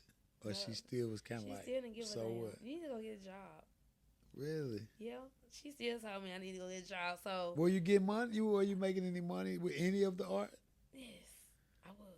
It wasn't her business. I was grown up. You just wasn't telling me. Okay, I was a grown up. It wasn't her business that, Yeah. So I was able to pay my bills and take care of my baby. So it was and take care of my brother too. Yeah, you still keeping him fresh. I still could pop it. So me and my brother, when he graduated, I ended up working in Nike for a year. Yeah. I was just like, this not it. In the end. Okay. That was your experience. That was my experience to because show you I go to work. But like I'm really like this. I really thought that working at Nike was gonna get me to designing shoes and designing clothes because I thought that Memphis really had that until I talked to an OG. Yeah. Which was AC's auntie that worked at Nike. Because me, AC, his brother, it was a couple of people that worked with at Nike. And I got to talking to her. And she was just like, girl, they don't do that here. That's all the way in Beaverton, Oregon. So you got this big vision. I had, You like, oh, I'm gonna get in Nike. I'm I gonna work be in at the door. Nike. I'm on, oh my God, y'all just Like, don't I'm even. in the door. I'm in the door. I get in at Nike. Like I've been on the list. I can get in. I can get with all the J's. I was doing that anyway. But it was just crazy that I was thinking that I could get in and I'm finna design for them. Yeah. Baby, nah, baby, you finna fold these shirts and pick these shoes So and put them in a box. Shirts. Yeah, and at that time, during the Nike time, I'm fast forwarding it really, really quick because during that time, I was a MC for my friend Player Pooh for Dennis. I know Pooh. Yeah, I was an MC for Dennis, so I really was the person that brought Dennis out on the stage because he was rapping. I wasn't ready to rap yet, but we was like winning. We performed at the Mid-South Fair. We was winning. We was opening up for Bootsy and them, like all T.I., all, and it was opening up for these big names that's going on now. Yeah. Back at the premiere. Yeah.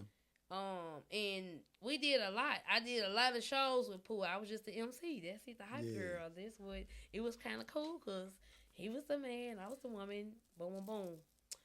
But back to Nike. I thought that I was going to be able to design for them and draw. Like, I can draw anything. And they knew I could draw anything. But it wasn't there. there. Just wasn't where they doing it. I just wasn't in the place to be. Yeah. So I worked there a year, and my brother ended up graduating, retiring from Nike. But I left that first year. I was like, no. So you said that was like around 27. Yep, 20. Well, let me see, 26, 2026, 2006. I was at 26, 2006. Okay, yeah, so about 26. Yeah, 26. So, Nike. So when did you have your son? I was a grown up. Silver spoon days. I'm talking like you were 20. I don't even know. No, I was 30. Okay, you in your 30s. Okay. Let's move into that 30 to 40 decade. 30 to 40. Let's move into that decade. Did anything big happen? Like, oh, I done met everybody. All the Rick Ross, The Weeknd, hanging out with Drake Daddy. Oh, I done did that. Like, this was the music business going on for me. I even, yeah, it was just a lot working. Like, I ain't gonna say working, but Trap House Studios with Lil Larry really broadened my horizons and meeting so many talented people along the way. Yeah, all right. Trap House, man. Sweat the Track, LC and Chicken. My boys. I just kicked it with Big Chicken Phil. last night. And Phil. Look, I ran the field last night. Big Phil, Visha. Look. Like, just like the whole soiree of people that I was aligned with during that time. It really was my late 27, 28, going into my 30s.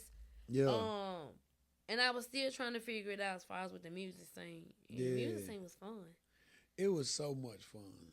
So much. We had everybody labels you just named, except for LC, I just kicked it with last night. Yeah. Literally. Yeah. Everybody, man. Like Visha really had me, and Visha Drama Boy, like at that time when drama was on a rise of becoming who he is now, as far as the producer of the South, I watched it. I watched him grow. Like, literally, he went to Wyhaven. He was in the band. And I called him my brother because I literally watched you go from 0 to 100. Yeah. He was one of the ones. Dolph was one of the ones. Gotta was one of the ones. 0 to 100. I saw a lot of artists from Memphis, even Boo, Chat, 3 C's Mafia, like all the Project Pages, all of them. I watched it. I'm sure I literally was in the midst, MJG, in the midst of all of that, and I just can't believe that I had got myself that far. You were all on your own. What? Just being me and juking. And your mom. And my mama. Now I want to ask. Wait. At what point did she get on board? Took a minute. It still took a minute. It still took a minute? It took a minute. Like, even with the art and the music, she still went on board. Okay. I was wasting my time. My dad thought I was wasting my time. They ain't know because I didn't talk a lot about it because there was nothing to talk about. You had to see it. You had to be there. And some people you can't see. You like your name, RaRaSupastar. It takes a different type of vision there to see that. When you think about, I mean, you got to think it's parents that raise their kids to just get a job. I You don't made even- out A's. I went to college. I graduated. What else? What more do you want me to do? I had jobs. I had been having a job since I was 15. Yeah. But that's neither here nor there because I But wanted my own money. I'm saying they don't have that vision to see. Yeah, that big The vision. whole orchestration of me being this artist. Yeah. I think the older that they got, they just had to go and deal with it. Yeah. Like, She what? ain't This gonna girl quit. is on the news She ain't today. gonna quit. Yeah. She on the news today. What the hell? you know. Hey, that's sometimes that's how it has to go sometimes. Once you believe within yourself, it's like the convincing of someone else ain't never gonna play a part in it no more. It's like, all right, you ain't gonna get it. I'm gone. I had to I tapped out as far as like parenting. I tapped out. I had already tapped out a long time ago, but I tapped out on being told on what not to do and what to do because I'm grown now and I chose my own path. And by me choosing my own path, it really got me far. Like, Yeah. like with the jugging thing, dancing. I danced because I knew how. I taught myself. Yeah. Crystal Palace days. Yeah. Team the Bow Vans and all of that and just being right in the midst of a lot of that. Yeah.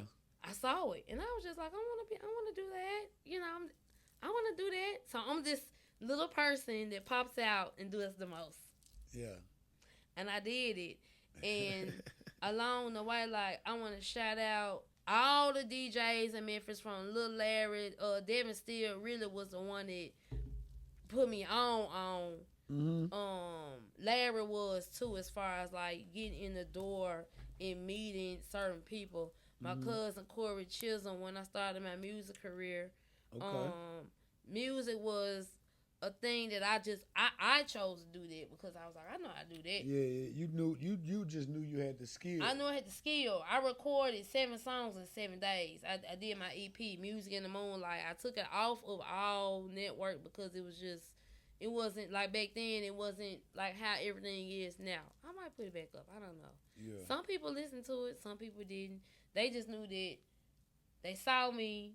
I had the microphone, and I was turned. Turned up. Yeah. Yeah. Shout out to Curtis Givens too. He gave me a big I opened up for Webby. Cause I just like my friend Shorty Dip was like, you need to ask him if you can. Yeah, you need to ask him if you can open up. I was just like, I'm not asking him if I can open up. And I opened up.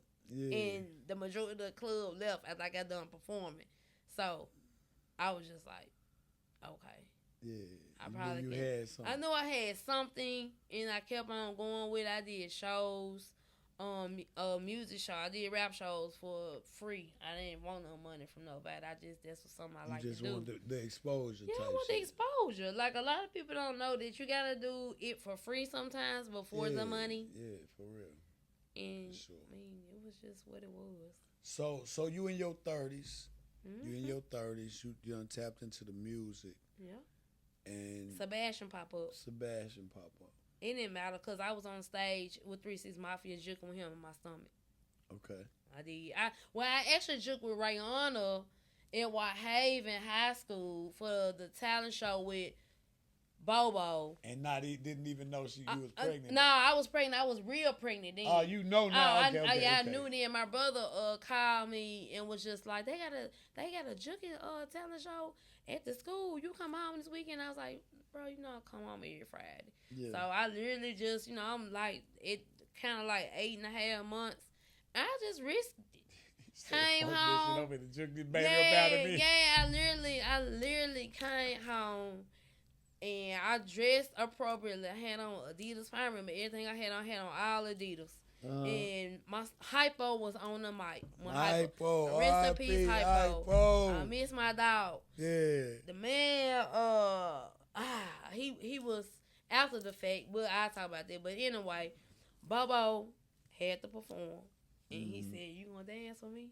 I was like, "How? We ain't even orchestrating nothing." He said, "Man, we ain't, you know how we are. Do it, just come on, just do it." So Bone Crusher was the song. So you outside of the club and you're ready for war. Hey. So on stomach big, they thought I had a fake stomach. Oh, they thought you were putting it in there. Yeah, they didn't know I was pregnant for real because I was at school. Nobody had seen me like pregnant for real. Oh, okay. Yes. Okay, you been at TSU. Yes, I was at TSU and my auntie was at work doing her because she's a hairstylist. And it just went from and I was on the stage joking and it was crazy as hell. Like it was just random as hell too. And even with Sebastian, I was pregnant with Sebastian. I got up there and danced with 36 Mafia, Edmingwood Hall. For real. But I wasn't as pregnant as I was with Ray. Ray, I was pregnant to where he was like, "Oh, it's a fake stomach." The whole time it was a real stomach. It was a real stomach. Yeah, so I really was the first girl. Let me get in the camera. The first female to juke in Memphis, Tennessee, pregnant. Okay, outside of. Everything else went on after me, okay? I dig that. Pew, pew, pew, pew. Damn. So did you, outside of the music and the dance, did you have any type of, and Sebastian? Yeah.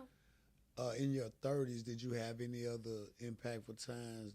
I'm sure you had impactful times, an impactful moment that really stuck out and stuck with you. I think that during that time, I still was able to do what I did before, and I didn't think that I was gonna keep on going, like how I did here in the city, cause they put an age on things. Right. Age ain't got nothing to do with your talent. I swear to God, it don't. It don't. It don't have nothing to do with it. If you could do it, you could do it. Y'all can box a person up and it's still gonna fly out the window when they get up there and do what they been doing for years. It don't stop. It don't stop. So with Sebastian coming along, I wanted a boy, and I had my boy. Yeah. And a lot of people knew that. And at that time, I was working at Tempting Berries. I was on the news, stomach big, got interviewed, everything with Sebastian on TV here in Memphis. And, I mean, he 10 now, so it is what it is. Been there. Done that. Yeah. Damn. In real life. That's what's up, RaRaSupastar. RaRaSupastar. So let's get into this last half a decade that we're in right now. Okay. And I know this is a hell of a decade for you because I know about a loss you suffered recently. Yeah. My first question is, how was you and your dad's relationship? Me and my dad's relationship was, it was just off and on because he had his thoughts about how I should be. And I just was like, how you gonna tell me that? And you wasn't there to make me focus on being that girl. What you talking about? What you're talking about. I'm me, Yeah. He also, like, as far as, like, with my art, are they paying you? Are you getting your money? Like, because I never talked. That's nothing to talk about. Like, I do my work and I charge in whatever I charge that person, whoever gets some work from me, and it's that. My bills getting paid. Yeah. Okay. But then if I call you and say, hey, boom, boom, boom, don't question me about the boom, boom, boom. Yeah. Either you going to say yeah or no. Yeah. Either you can help me or you cannot. So I think that was his whole biggest thing. Even with me being grown, like, you grown. You can't call your baby daddies. My mama couldn't call you. Ooh. And that don't have nothing to do with him being gone now, but I said that to his face on the phone all the time. Like, my mama couldn't call you and say that, so please don't bring that up to me. Don't throw that in my face about no baby daddy, nothing, Damn. And then, so, going forward before he passed away, that was just the things that we bumped heads about was that. But he still came through for Ray and Sebastian when needed. It was still the same situation, birthdays, Christmas, or whatever. Or, hey, we come by, he done cook, he done boom, boom, boom, boom, or whatever. But other than that, it was just like a love-hate thing. I don't even want to use the word hate. Hey, yeah. I just want a love and a Excuse misunderstanding me. type thing, you Yeah. know. What I learned, and this is just me, and I know, rest in peace to your pops, because I didn't get the pleasure of meeting them or knowing them, but I learned from me and my pops' experience. What I had to do, just take the expectations out of it. Yes. That shit's so crazy, because it's like we had such a smooth relationship over the years. Over a period of time, yeah, I get it. And then one time I asked him to do something for me. And from my perspective, he said yes, right? Yeah. Then later on, he switched up on me. Now, if he tell you from his perspective, he never said it. But if you think about it, it don't make no damn sense. Why would I think you said it? Yeah, you said and you it. didn't say it. Right. You said it and you reneged. And we fell out about it for a minute. And not in a bad way, just kind of low communication type shit, right? Yeah. And then we come across each other at my cousin's wedding, and it all hit the fan. It all come out. We have a big talk, big fallout about it. Yeah. And it dawned on me, why am I even trying to argue with this man now? After all these years, I never expected nothing. So why would we be arguing right now? I swear to God, like I think that on your end and on my end, it was kind of the same way. And when my mom's mom passed, when my granny passed away, oh, he just just wow, woo, woo, and came out of nowhere, and all of a sudden now you want to pay for things, and you want to pop up, and you want to be a pop. Even my baby dad, my daughter dad, he got asked to be a pallbearer. He said, yeah, because my grandma, he, and I just looked at both of them like, y'all both like you still have to come back, pop out. For me, but it wasn't nothing like in a bad way. It was just like, wow, like you still let me know that you still care. Yeah. A little bit. Yeah. It don't gotta be a lot of it, little bit. And that's all I needed to see from that, those people. Yeah, because like with my dad, it was like I said, it wasn't. I ain't gonna say hate. It was just a. Yeah. It was just kind of rocky.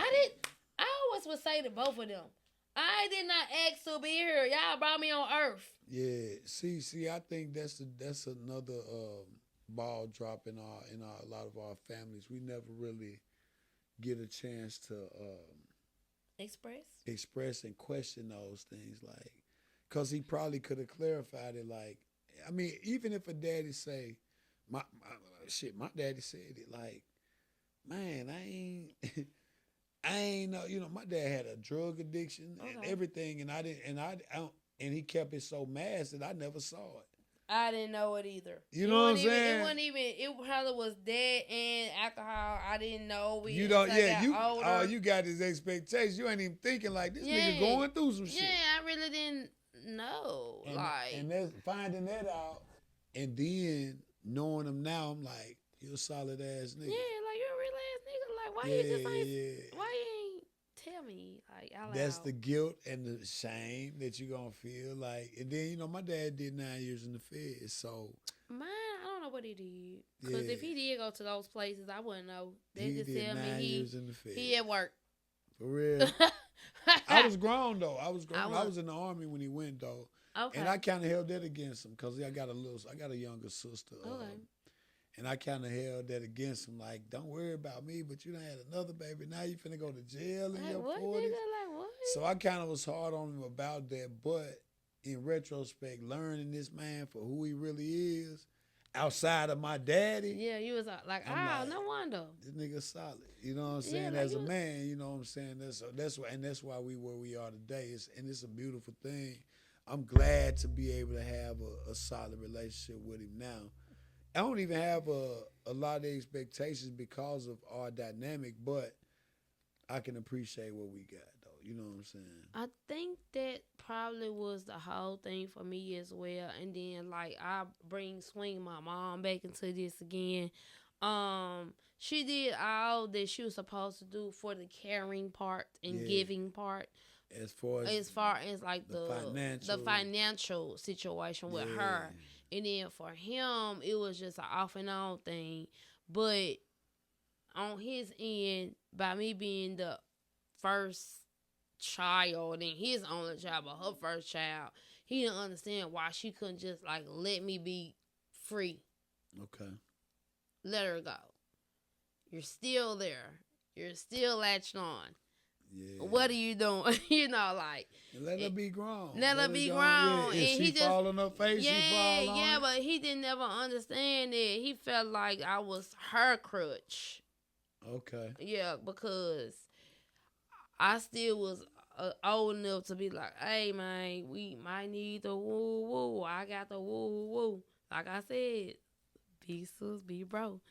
Yeah. So it was some stuff I just had to like figure it out on all the way around. Even if I was to call him on my end, it's like when like older. God damn, what you calling me for? What you mean what I'm calling you for? Like you my dad? Yeah. You grown. You can't call them baby daddies. I'm not calling them. They not even taking care of the kids, so I'm not calling them. Well, goddamn. And then it'll be that conversation, and then the next day, what time you get out work?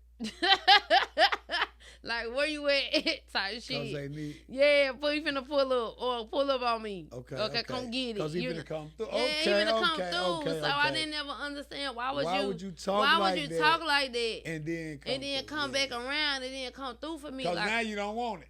Like, I don't even really want it. I need it, but I don't really want it. I already did what I need to do by now. Okay. And then, but now you want to call and say, hey, so like, that's tough. Too. Yeah. So I mean, like, I couldn't do my daughters like. Yeah, that. Like Otis. Rest in peace, sir, wherever you are on the universe. Yeah. But there was just one thing I did not like. Like, don't belittle me and talk crazy to me like I already been dealing with, and then come back around and be like, all right, where you at? Here you go. What? That's just like, what? Yeah, that's like a tough form of, like, verbal abuse, kind of, sort of. Yeah, that's tough right there. Yeah. Yeah, that's one of them sensitive subjects, I'm sure. Yeah, it is. But let's get to what happened to him. What happened to him? So what happened was he was in he was by himself. He was in a car accident. Really? By himself. So I think it was just his time. Had a car accident by himself. Yeah. How old was your pop? 69. 69. Yeah, my mom was older than him, but he was 69, and it was just. You said it was. Huh? Well, my mom is older than him. My bad. Oh, okay. I'm like, my bad. Hold on. Was like no. My mom is older than him. So, but still, they met each other at TSU. My mama's a Delta. My dad was a Kappa. All the Kappas came. His line came to his funeral, whatever. They showed love. Everything was good. You're the child of a Delta and a Kappa. And I ain't gonna. You ain't fuck with it while you was there. I ain't gonna say, well, my friends don't know. Like, I'm not finna get into that. I got on red shoes. So I just let y'all know like that. Red is my color. And I'll leave it at that. But I was Little Miss Delta at Memphis State in 1984. I did not pledge. You didn't pledge. Yeah, that was my friend. Oh, Little Miss Delta's like mother. Like mother. Yep. So I didn't. There was the Deltas at TSU were already halfway my friends, so I just didn't feel like I needed. You didn't get no closer to them. They mess around had to whoop. I don't. No, I didn't want to be conformed. Oh, okay. Well, we're gonna leave that alone. I didn't want to be conformed. Like I love DST. I love AKAs. Like I love all the fraternities. So I love all that. It just wasn't for me. Okay, instead of creating a wedge, you say I can love all of them. Yeah. Like I'm cool with all y'all. I'm good on that. I don't gotta, like I get it, but I just wasn't with it. I can dig it. Okay. So at this midways of this final decade, in your 40s, what do you What I do now? Huh? What I do now? You wanna know what I do now? No, I want to know where do you see the next 5? Like, The next 5. yeah. Oh, y'all got to see y'all nephew. Like, I guess what Sebastian 10, so next 5 he'll be 15. Yeah. So we ain't gonna worry about that. We ain't gonna worry about prom. Yeah, he ain't even hitting that Ain't yet. time yet, but it's for me. For you personally. I think I'm gonna gear towards more so as with my art. Okay. I am working with a brand. Well, we'll talk about that. Well, y'all will see it soon once we get everything and take. I'm a designer for them or whatever, like clothing designer for their brand. It's gonna be a big brand. It's a brand that y'all be like, oh, okay. And then at the same time, as far as with me and my brand, I did have Mega Brains clothing at one point. Everybody wanted me to bring it back, but I think that was just something that I did at the time. Really? Yeah, I just did it. Me and Shorty Dip and a few other people did it because that's what I wanted to do, and I got them on board. I did it and it worked. So I got something up my sleeve. I just don't know when I'm gonna pop out. For real. Yeah, it's gonna be unisex. Okay. For me and then women, because wearing Ralph Lauren for me was just unisex in my mind, and then over a period of time, it became something totally different. Okay. For women. For women, you mean? Yeah, I mean you can see it put on a polo shirt, but now it's. It look kind of like suspect. Yeah, like I'm not a stud daddy or nothing like that. I get it. I'm a female, so it's nothing against none of that. It was just at that time, that's what I chose to wear. You was rocking, yeah, and I did have some people that question my sexuality as far as like if I like women or whatever. And I was like, nah, I'm good. I like men. Right. I don't like y'all people got to understand you gonna be who you are off for y'all looking at the appearance. Then you got to get to know somebody to know what they like. For sure. For sure. So tell me this: where you think you get your biggest inspiration from, just to be you? I don't even know. I think I was born like this. I ain't being cocky or nothing. For real. I believe that I was just brought down on the earth. Drop her. Just like. She gonna be there. Look. Boom. And then now y'all got RaRaSupastar, but everybody know me as RaRa. I got RaRa. I got that name at TSU because I used to RaRa 615. I just get the right, hey, all of it. But my name is RaRaSupastar. Okay. My alias is RaRa. Facebook RaRaStrong. My rap name RaRaSupastar. So who is Rosalind? Rosalind, that's my mama. Oh, yes, Rosalind is my mama. She tried to keep. I heard you say that earlier. Yeah, Rosalind kept them names. Kept that Ra. That Ra, but Sebastian broke it up. Okay, so you let Sebastian. I let his daddy. Yeah, he was like, his daddy did it. He was like, right, all them R's, like we gotta name him something else.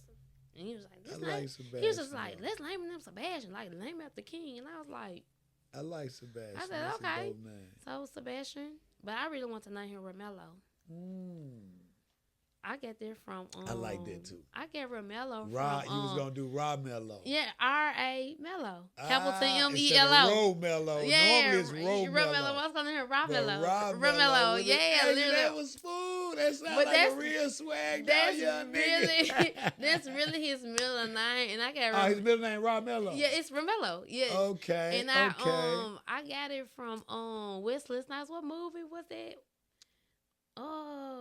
Damn, that's Sugar Hill. Sugar Hill, yeah. Yes, his name was Romello. Yeah, sure. And when I was a kid, I was like, I'm gonna name my son it. I like that name. That shit smooth. That shit go with Rhino. Yes, so I named him his middle name Romello. Sebastian Romello. That's a dope name altogether though. He sound like he could be in a book. He sound like he gotta be in a book. For real, that's dope as hell. Yep. That's dope. I like that. So tell me this. So as far as people you got inspiration from, you besides Michael Jackson you talked about, you can't really pinpoint anybody that you can say it came from them.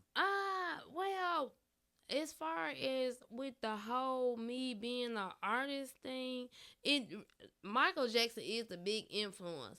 But on down the line, like going forward from Michael to Prince to Luther to Whitney to Freddie Jackson to New Edition to Babyface to Shaka Khan, I could really name all the you whole. got it from all. I got it from the whole. The melting pot was from all of them literally because I just was one of them kids that had to sit in the back seat from my mama working 3 to 11 getting picked up, and I got to hear whatever on the radio. And watching Soul Train. I wouldn't go, like if my grandma was alive, she'd tell you she wouldn't go sleep till Soul Train went off. Literally, I got to hear Bobby Brown. Don't be cruel or Whitney or whoever. Like I had to see all of that, and I think that's what made me who I am to this day. Like I took every personality from all those people. Now I'm still gonna be me, but for sure, I just poured into myself as far as a person. Like, hey, I want to dress like them. I'm gonna take that. I'm gonna take that. I'm gonna pull that away. My hair, I can't really help my hair. Like I've been gray since I've been a little kid, but I literally had a gray streak. And I had dyed my hair for so long to where it was black. Nobody knew I had a gray streak if you was my real friend. And then I had to just let it go. For real. So tell me this then. Tell me something that you believed as a child that you found out when you became an adult it wasn't true. That it wasn't? That it wasn't true. Yeah. Not the basics like Santa Claus or Easter Bunny type shit. I'm talking about like something logical that you believed and found out it wasn't true. Well, I gotta say it in the correct way. What I believe that was true, but really wasn't true, was that you had control over what go on. You do, but you don't. Okay. Oh, you just saying like just in life. Within life, you control the narrative, but you really don't control the whole story for real. Because, like I said in the beginning, seeing somebody get shot at 8 years old right then and there showed me that it can happen any time of the day. Okay, any minute, any hour. Okay, that's death. Now coming all the way back down to what we talking about to right now is even with all the death that I have endured over a period of time and in the life of it, that's why I tell all of y'all happy birthday. Okay. Because I want y'all to know that every day is your birthday. As soon as you open your eyes, boom, that's your birthday. You've been born it's not again. just that one day. Every day is your birthday. Yeah. And I think that's what helped me go forward with what I'm dealing with as far as life now. Like every day my birthday shit, I woke up. For real. Everybody don't wake up. That's a fact. I got friends that didn't wake up. I got friends that didn't make it. I got friends that didn't get to see it. Yeah. That's why I don't care nothing about no gray hair. For real. I don't care nothing about nothing. I don't care about no age, none of that. Yeah, it's just about living. Like we said, living. If you ain't, you gotta think about it. If you ain't getting old, you dead. For real. You have to be continuously getting old. You got to be getting old in order for you to understand that you ain't living. You ain't living. You out of there. Yeah. So do you feel like you could sum your life up in one word? Do you feel like do you feel like if you was to sum your life up in one word, what would that word be? One word. And hold up, let me reframe that. Because I said sum it up as if your life is over. If you had to label your life in one word, what would it be? All. All. A-L-L. Okay.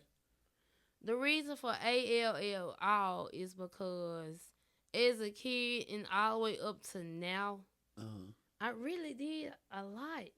Did it all. I did it all. So done it all. Like y'all gotta understand that, like okay. So the reason why I say certain things is because, like, okay, I wanted to meet Lil Wayne at the time when he was like the biggest artist. Okay, I ain't get to meet Wayne. Okay. But I met Kendrick Lamar before he became the Kendrick biggest Lamar. artist. Okay. Okay. I met The Weeknd before he became the. Okay. I can go down my list. So your all is like My it's all is all is done. all is is well. all is well. Yeah. For sure. I can dig it. I can dig All it. is well for sure. I all is well. I saw a lot. I did a lot. Yeah. I'm going to do more. I'm doing more. Our show coming up. Stay on my page. Pay attention to everything. Follow me. I'm probably go live. Well, with this will go live. Yeah. You can hear it. So tell me this. Tell me this then. Check it out. I want to do a run of a couple words by you real quick. Okay. And this is one of them things where it seems minor, but it says so much about a person. Okay. I'm gonna do 3 words with you. We're gonna start with the word humble. What the word means to you and how do you apply it to your life? Humble means a whole lot to me. Yeah. I've stayed it for a long time. Yeah. I can get out of character, but I stay humble on a lot of occasions. It's to where I'm that girl, Yeah. you know. But at the same time, you might be like, she just, and not knowing the whole story. Now you can hear it, but humble means a lot to me. Yeah. I've been humble. Staying humble can get you, and it can get you. So you gotta decide on when to be humble. I can dig it. I can dig it.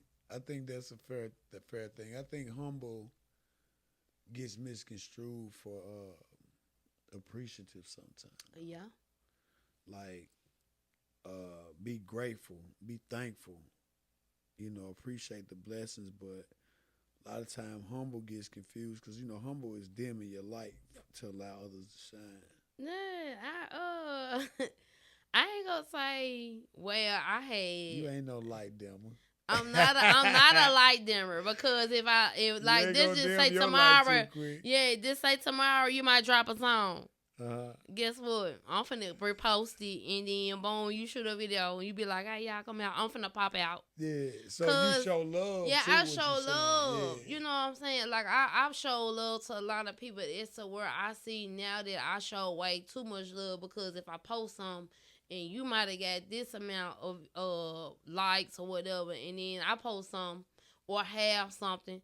And I saw the difference, and I'm like, oh, okay then. So now I got to pull back, which I don't like pulling back. Now I'm gonna tell you what's a better way to handle that. Okay. Say something. Oh, say something. Like if I'm gonna say for me. Yeah. Cause I can easily miss that. Okay. So just like a scenario you just said. Wait, it's your birthday? No. Oh. Just say I put something up I'm doing or an event or anything, and you share it. And I love it or something. Then you do something and I don't, and you see me be done just liked it. I would much rather a person say, "Hey, fuck with me, nigga." You know what I'm saying? Like, I'm not sure all your stuff. I don't. Help me out. I can stand corrected like that because Okay. I'm just that type of individual because I miss stuff like that. Yeah. Because you're talking about a man who been a widow father at 23.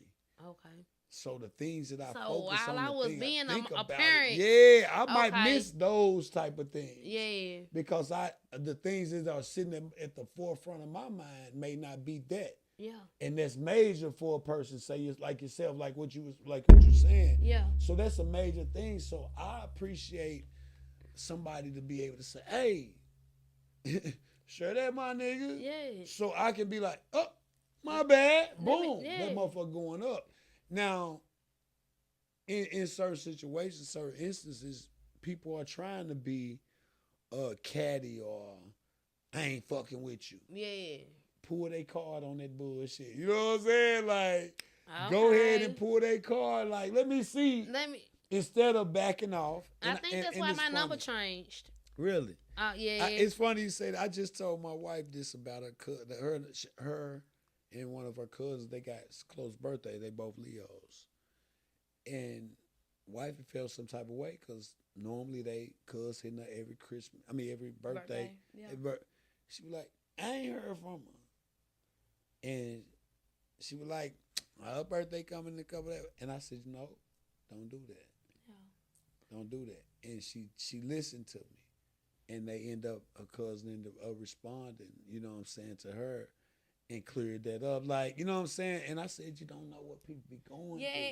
I had to understand that. Yeah, because people might not be thinking on your frequency at that time. Well, yeah, because I'm gonna just put it out there, like, you know, like with my dad passing, I had so many sorry condolences I definitely and stuff like that, you know. And then it was one person in particular that I ain't get it from. And you expected it. I was like, oh, well, maybe they might have something going on, or maybe they didn't see. Yeah, because you know that algorithm of motherfucker. Yeah, so, or maybe it's just they don't give a fuck. They don't give a fuck. Yeah. You know, or maybe they might have got something else going on. So I had to really, like, adjust my thoughts, as we said earlier. Right. I said, okay then. So it kind of like made me change a little outlook on a lot of things. Did you ever clarify? I ain't. Oh. I'm not. I hate it, but I'm still treat them the same though. I hate that. What I mean by treat them the same is I'm gonna still. You'll still say my condolences. It happened to them. Yeah, it happened to them, or when I see you out, or whatever. Because I've always been that person. Yeah. I don't give a fuck what's going on between me and you. Guess what? Out in the open though. We good. What's up? It's got to be real bad for me to be like, man, fuck your motherfucking ass. Yeah. Fuck you. Fuck you, nigga. Fuck you.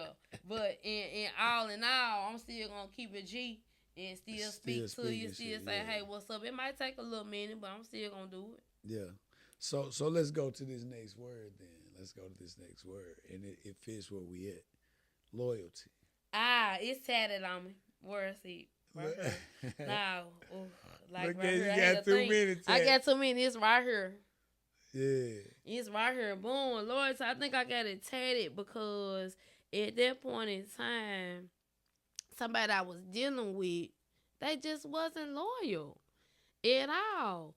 And I was like, dang, that word means so much to me. Let me put it on myself to every time I get upset or feel like somebody not keeping their loyalty towards me, I'm going to look down and just look at the word and just be like, oh, okay, then. I'm kind of like going to brush it off. And I'm going to, you know, like we just said, something might be going on with that person. Yeah. And I might be looking in too deep because I'm a Cancer. So we feel a little different from everybody. Okay. So it's really like, it's right there. It's imprinted on you. It's imprinted on me because there's something that I'm big on, and there's something that somebody I know that they was real big on it, and they didn't get that type of loyalty, and I ain't heard no more. So, you know, I just look at that. I can dig it. Yeah. I can dig it. Okay, my last word, and a lot of times they'll put it together. Loyalty and respect, right? RESPECT. Find out what it means to me. Yeah. Who said Aretha? Yeah. Aretha, she meant it. Whoever wrote that for her, even if she didn't write it, they meant that shit. They meant that shit. I wholeheartedly this near and dear, just like loyalty. Yeah. Respect me just like I respect you. Okay.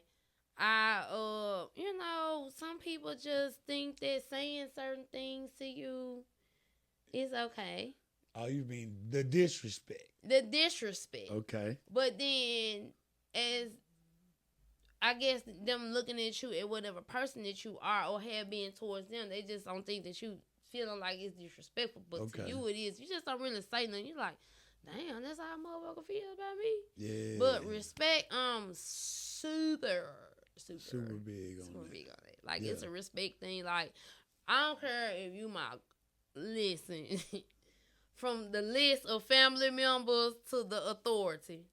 If you don't respect me, I don't respect you. That's just plain and simple. So it gotta be reciprocated. It's gotta be reciprocated. Like what? You gotta come with it. What's wrong with you? I can dig it. So you want me to be like, And then you'll be like, blah, blah, blah, blah. Nah, I they ain't fuck doing all it. that. Nah, yeah, nah. Like, because if you cussing me, I guess what? Get your ass cussed right back out. Fuck you talking about. Oh, you gonna eat? You gonna eat it? For sure. Cause who? Nah. Cause what? Like, no, like respect is super big. I So I you done been thrive on around. I thrive on it. I done been around enough big wigs to know that they done lost respect for certain people, Yeah. and you can gain it back. Yeah. Some Oh, kind for of form sure. and fashion. As long as you're on top of the ground, Yeah, you can get it back. You can get it back, but it might not be to where you want it to be. But you know. Once it's gone, sometimes it be out Sometimes of be there, out the door. Like, you be like, nigga, fuck you. Right. So tell me this. If you had the option, right? Mm-hmm. Check this out, right? If you had the option to reset, and when I say reset, I mean just with an adult at an adult age, and not based off anybody like before you had a baby. Like the kids still here. I'm just saying. They here. You basically resetting based off the knowledge you have today. Where would you reset and start at? College. So that's about what, 20? 20, 17. About 17. I'm for real. You'll reset there and go from there. Yes. So where you think you went wrong? I don't think I went wrong anywhere. I think that I spent too much, being away from the authority, as they say on South Park, how Carmen said, respect my authority. Like Carmen said that. I think that, You think you left a little too early? I think, no, I ain't leave too early. I think I was in school too long. Okay. I think that if like 17, 18, 19, 20, I could have graduated at 20. Okay. If I would have had if somebody would have gave me a plan. Okay. Hey, you need to do this. What do you want to do? Ooh. So, I didn't have that guidance. Okay, so once you realize what you didn't do, that's why you will reset there. Yeah, I would reset there in college. Only for to knock that 4 on out. Knock that 4 or 5 on out, whatever the case may be. So, I mean, sometimes things be going on for a reason. You don't know why your lifespan that long in certain places or why it went the way it did. But college really, because college was me without the parentals or the guidance or anything. I really literally had to figure it out along the way. Winged it, yeah. I winged it real well. Yeah. I had fun. A lot of people. That's what college always been about, though. Everybody I say who has great experiences with college, the top thing is fun. Top tier. Yeah, I had a blast. I had so much fun, baby. When I say from me young buck to literally like it's yeah. I literally was gonna be, before y'all probably would have even met me here back in Memphis, I was gonna be a background dancer for the Yin Yang Twins.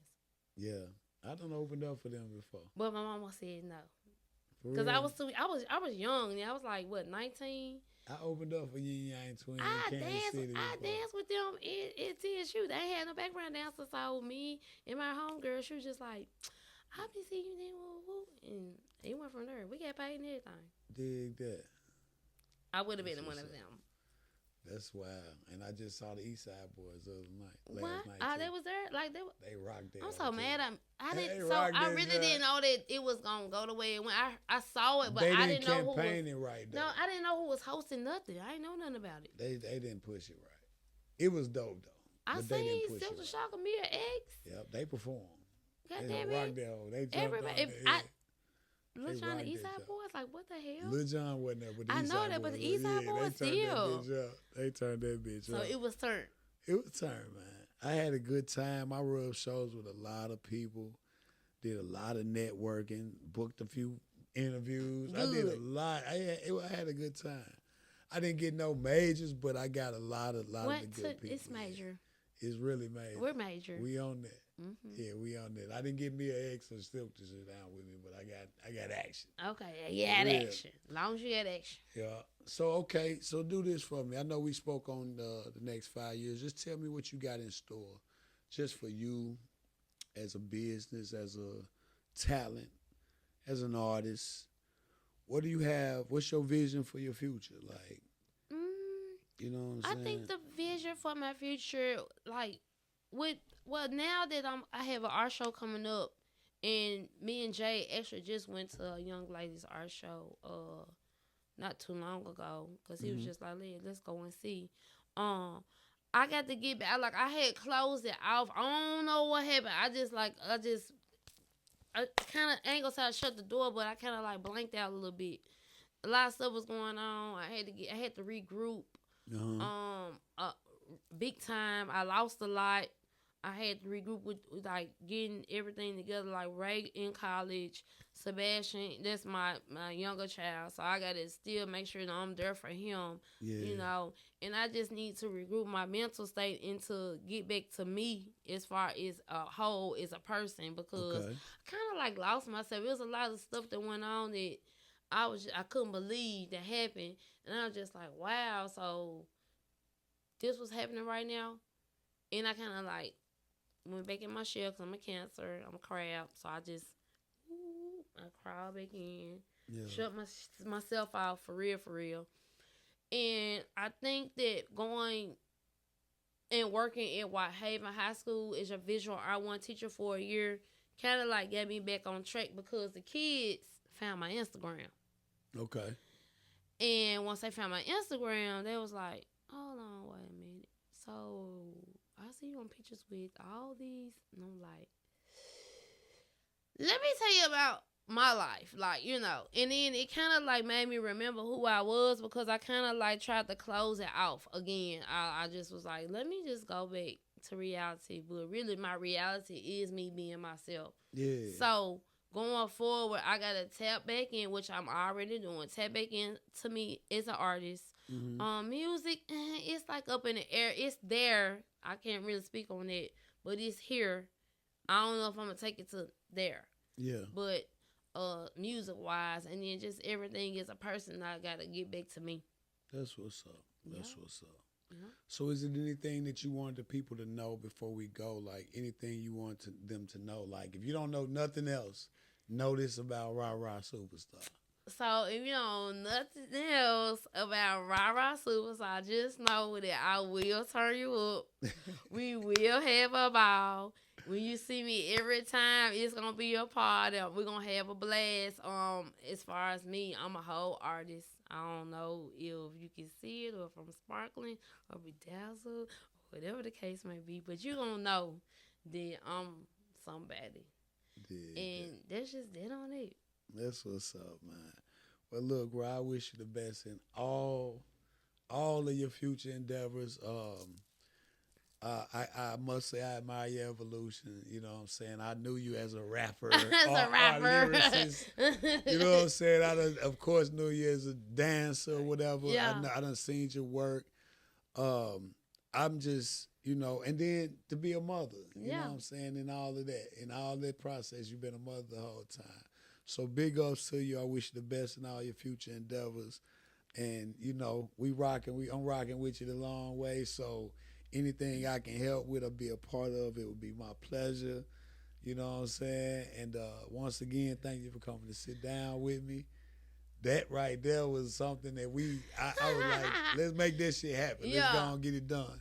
So I'm glad that we were able to do it, man. I really appreciate that, man. And, man, that concludes another episode of Beyond the Clientele. I'm your host, J1, J100, or Mr. So 100, because I do it the So 100 way. And shout out to my special guest, man, today, man. RaRaSupastar. RaRaSupastar. Till next time. Salute.